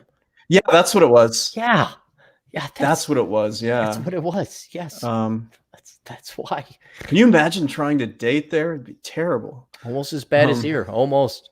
At least their women are traditional. Almost. Although I wonder about that. We really ought to have somebody report from China who is Chinese to tell us about that, because logic or economics or math would tell us that with that surplus of men, women would be even more arrogant and cocky than your average Western woman. But I wonder, because they don't have the brainwashing and indoctrination that we do here. I mean, I don't know. I'd be very curious, because so far the reports are when people go over to Asia, quote unquote, and a lot of them are communist: Vietnam, Cambodia, Laos, and obviously China. They still seem traditional cultures. So I don't know. I don't remember if I told you this yet. Like, stop me if I did. I have this one boomer client who went through a terrible divorce, and he, for whatever reason, I don't understand, he ended up going over to Vietnam, meeting somebody, marrying that person. He brought her to the U.S. Huh? She's now back in Vietnam. He is paying for her entire family. Yes. I told you about this. Yes. No, you didn't. But that is so. Yes. This is why that Asian. Oh, I'm just getting myself an Asian. What? No, it doesn't work. No, it doesn't work. They are always the Philippines, the Vietnamese, whatever, that Eastern Asian. Yes, they will use their daughters to go and extract money from rich white man American. Absolutely. Yes, that is. And you've got to be on that shit, man. That even happens a little bit to the although it's more mafia driven, the Eastern European girls, like the Ukrainian gals or Belarus. Like, oh yeah, you come here, they get their green card, they will fucking divorce your ass the day of that green card. This guy is getting sucked dry because he has to pay so much in alimony to his ex-wife, and now he's supporting like 5 or 6 people in Vietnam. It's crazy. I tried to warn him. I just, there is no reason you don't get married, guys. You don't get married. And I keep telling men about the values of a vasectomy, but nobody listens to me. So, I just take yourself out. Not in a suicidal sense. I mean, take yourself out of it, where it's like, yeah, I can't have kids unless I want to. And no, we're not getting married. Go fuck yourself. And if you'd like to come over here and we have some fun, fine. I mean, she has her own place. You have your own place. You have a vasectomy. You never get married. That should be the standard for modern Western men today. You do not get married, and you do not fall for this money-making scam where gals come into the mail order bride scam. That's just, I mean, yeah, okay, you could come here, we can have sex, but we're not getting married. I'm not supporting your family. Yeah, this guy's so dumb. Where'd we leave off? Vegan socialist Hillary. Vegan socialist, 199 in pounds. How do I survive the Corona age? Be young. Stay at home? I don't know. Hang on. I guess someone's knocking on my door. Give me a second here. Okay. All right, guys, quick. Ask me any question. Any question at all. I won't sing, I promise. Someone says, mind your business, Chad. I mean, yeah, it's not, there's no skin off my back if this guy's getting taken advantage of, but God, it's just one of the worst things I've ever seen. Sucked dry. Chicago is okay. Downtown is kind of a ghost town. The only time I see people out seems to be when they're walking their dogs, or, people are out pushing strollers around. There's less traffic, but you do have a lot of people walking around. And they have masks on. Okay. So who was it? UPS guy dropped off a battery actually. So it was kind of. Was he wearing a mask? No, he wasn't. I'm not wearing a mask. That's where I draw the line. Not wearing a mask. Okay. Where are we at? Vegan socialist. Oh, okay. The next one is Kevin, and he says, let John Steele join. Also, no more stock buybacks. I think they already declared that second one. Wait, what? You can't do stock buybacks? If you're getting the money that they were giving, these companies, the government, as part of the CARES thing, I think they had a stipulation in there. Yeah, so it has to be used, for the employees. I see. Yeah. I see. Okay, that makes perfect sense. Okay. Where else we got here? Jeez, look at the chats going on. Keyboard Warrior? Keyboard Warrior, yeah. Search Tempest lets you do a nationwide Craigslist search. Use it to find my 76 Cadillac, and you can find an 89 Caprice with it too. Oh, hang on. I'm not a show. Search Tempest. Ooh, I can find my Chevy Caprice. And I discovered something yesterday. If you guys are looking for like the cheapest running sneakers, you go to shoekicker.com and it tells you like where to find the cheapest of every single type of shoe. I found this awesome one for $50 and they already shipped it. So just for you runners out there. My gym has a shoe reuse program. So people who are like done with their shoes will throw them into a bin. And these shoes are like, you get these elite athletes like, oh, I ran 100 miles. You look like these are got still tread. These got life in them. So I haven't paid for running or working out shoes in like 5 years. For me, I'm willing to like shell money out for those because I run so much, and you got to protect your knees and your feet, ankles. Are we good to go? All right, here's Kevin. Next one. $4.99. Corporations pay nothing in taxes, don't pay a living wage, and pass their labor costs on to the taxpayer when their employees need to go on welfare. I mean, that's. Would you like me to handle this one? Yes, please. You're wrong. Thank you for the $5. That's it. It's not true. I don't have to say anything else. Well, Kevin, why are you so upset about? I don't know why, but here's the thing. Look, I know we bust Kevin's balls and we disagree with him, but he pays. And he is well-intended. I don't doubt that about Kevin. He's not some parasite leftist. He has the intelligence and the intellectual honesty. He's wrong. He's just not informed. Corporations pay a shit ton in taxes. They don't have to pay a living wage. You know why? Because all these dipshits go and major in dumbass fucking shit. And we import a bunch of immigrants in that we don't need. If we didn't have immigration, wages would go up. Oh, and by the way, did doubling our labor force by pushing women into careers, of which I'm fine. If women want to go and be a career, go. I'm not saying we should ban women from it, but as a society, now that we've pushed half the population, like you must go or you're worthless, you're no good fucking, how dare you be a stay-at-home mom? What do you think that did to labor and wages, huh? Well, you double the supply, and then don't forget the H-1Bs that they bring over for, Well, then that's the immigration thing too, and I just Kevin is right in some regards. Corporations, they're sneaky as fuck. They get bailouts too. Yeah, I'm not doubting that, but gee, maybe if we had the government not fuck. What if we didn't have corporate taxes? What if we just had a sales tax? We left everybody the fuck alone. We didn't do this like, oh, you're a worthless cunt if you don't fucking go get a doctorate and da-da-da. How dare you raise you need to be in the workforce like Cheryl Bleepberg. Why can't you just let it be, Kevin? Why is there welfare? Why is there corporate welfare? Why is there personal welfare? What if there was just like private charities and a sales tax? How? I wonder if these problems would go away. So just reading the chat, John Steele really wants on. Do you want to? No, he doesn't get on. No, he doesn't get on. So yeah, John Steele wants to let him join. It's too bad. I'll help out John in other ways, but he doesn't get on the show. So I think we're caught up with the super chats. I think we're caught up. Do you remember we were talking about the woman with the Indian name?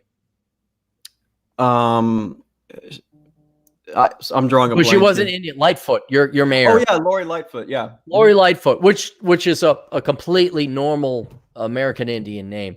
Would you like some non-corona news? Yes, I'm sick Okay. of this corona stuff. So there's a town in South Dakota called Eagle Butte, and you have two ways to go into South Dakota. You could go 212, which is the old route that takes you all the way to Yellowstone National Park, or you could go on the Interstate 90, which goes straight to Rapid City, which is a fine way. But after you go through that enough, you're tired and you want to take a different way. So I've taken Highway 212, and 212 is a wonderful piece of Americana. If I don't know why you'd end up this far north or why you'd be driving that way, because everyone would be coming from the south, but for whatever reason, I would recommend 212 over Highway 90. And the reason why is you stop in these little towns, farm central areas that you could still find a local diner at, that you can see the local VFW. So one of the towns, then you cross the Missouri River, and you go into the Indian reservation. And it's a big farming community, basically. It's just basically Indian farmers. But their main town is Eagle Butte. And that's your only real town until you get, I think, to Belle Fourche. I have to look all this up. But you got to gas there. You got to get gas in Eagle Butte. And so I, for news items that are not germane to coronavirus, I like to look at little towns I've driven through along the way, and Eagle Butte is one that I looked up. And there's an obituary. I thought we'd like to pay this guy a little bit of a tribute, and he's an American Indian. His name is Kenneth Little Thunder, born 1959, died in 2020. Kenneth G. Little Thunder, age 61, of Eagle Butte, South Dakota, and a Marine Corps veteran, entered the spirit world on Sunday, March 22nd, 2020, at the Monument Hospice House in Rapid City, South Dakota. Ken is survived by his loving wife, Bernadine LeClaire Little Thunder, and their three sons, Terry Little Thunder, Kent Little Thunder, and Samuel Eaglestaff, and one daughter, Felicia Little Thunder, stepson, Will LeClaire, and stepdaughters, Misty LeClaire, Nairess, and Karen. Grandchildren, Errol, Stormy, Axel, Zale, Violet, Wanblee, Tassina, Teton, and Tokala, and great-grandchildren, Ayala, he only has one great, I think they mispronounced that. It should just be great-grandchild, Ayala. 6 siblings, Harry Little Thunder, Iris Little Thunder, Ida Little Thunder, Delora Marabo, Mia Little Thunder, and Olivia Little Thunder. Cousins, Glenda Thunder Hoop, Geraldine, Valerie, and Stephanie Charging Eagle, and all of his nieces and nephews. A private family funeral service will take place at 9 a.m. Tuesday, March 30th, 2020. So that's already happened at Rook's Funeral Homes. Burial will follow at the Black Hills National Cemetery in Sturgis, South Dakota, of which I drive past all the time. You can see it, and that's awesome that the Marine was buried there. And it's a really cool place. Then they talk about COVID-19. Funeral arrangements have been entrusted to Rook's Funeral Home of Eagle Butte, South Dakota. So I just want to point that out, and it's really cool if you do go through the Black Hills. If you're going to Sturgis on the interstate, you will see that National Cemetery where all the veterans are buried. But it's good to see that Marine is buried there, and he had so many family and children, and nieces and nephews and cousins and aunts and everything else going on. So I have a Native American joke that's not offensive. Okay. Oh, really? It's not offensive. Okay. All right. Go ahead. I promise. Right. Okay. No. All right. Let's tell us. So you had this one Indian in this tribe, and one day he'd always wondered about how he got his name. So one day he goes to the chief Indian. He goes, how do you name people? How did I get my name? He goes, well, whenever a new child is born, we always find whatever we see out in nature. So for instance, your brother, when he was born, we saw an eagle flying. So we called him Eagle Flyby. Then the chief Indian says back to him, "By the way, why do you ask? Dog taking a shit in the woods?" That's good. All right, that's good. My uncle joke, yeah. Right. I don't. Oh, there was one more super chat. Hold on. What? We got a lot more super chats. Two more. Kevin, corporations lobby Congress for more immigration. I think some of them do. Yeah, some of them actually. do. Yeah. Oh, yeah. The butchering industry and the farming industry. Yeah, cheaper labor. Yeah. And then Josh says, it's been 3 hours. Yeah, thanks for the podcast. Yeah, dang, it has been 3 hours. I thought this was, dude, I felt like shit this morning. I don't know. I feel better now. But I was thinking it was going to be a quick one. I'd be one and done. And then maybe if I took a nap, and then you and I would do the Older Brother podcast later today. But yeah, this just kept on going. And people just threw in the money. And because I'm a whore, that's what I do it for. Caught up. Yep. We're caught up. All right, cool. We did Alvaro's. I talked about Richter Law, the article about how dating a woman is now marriage, so you can get sued for alimony. Oh, you talked about that earlier? Yeah, I talked about that. I think we're done. Let's do some sponsors real quick.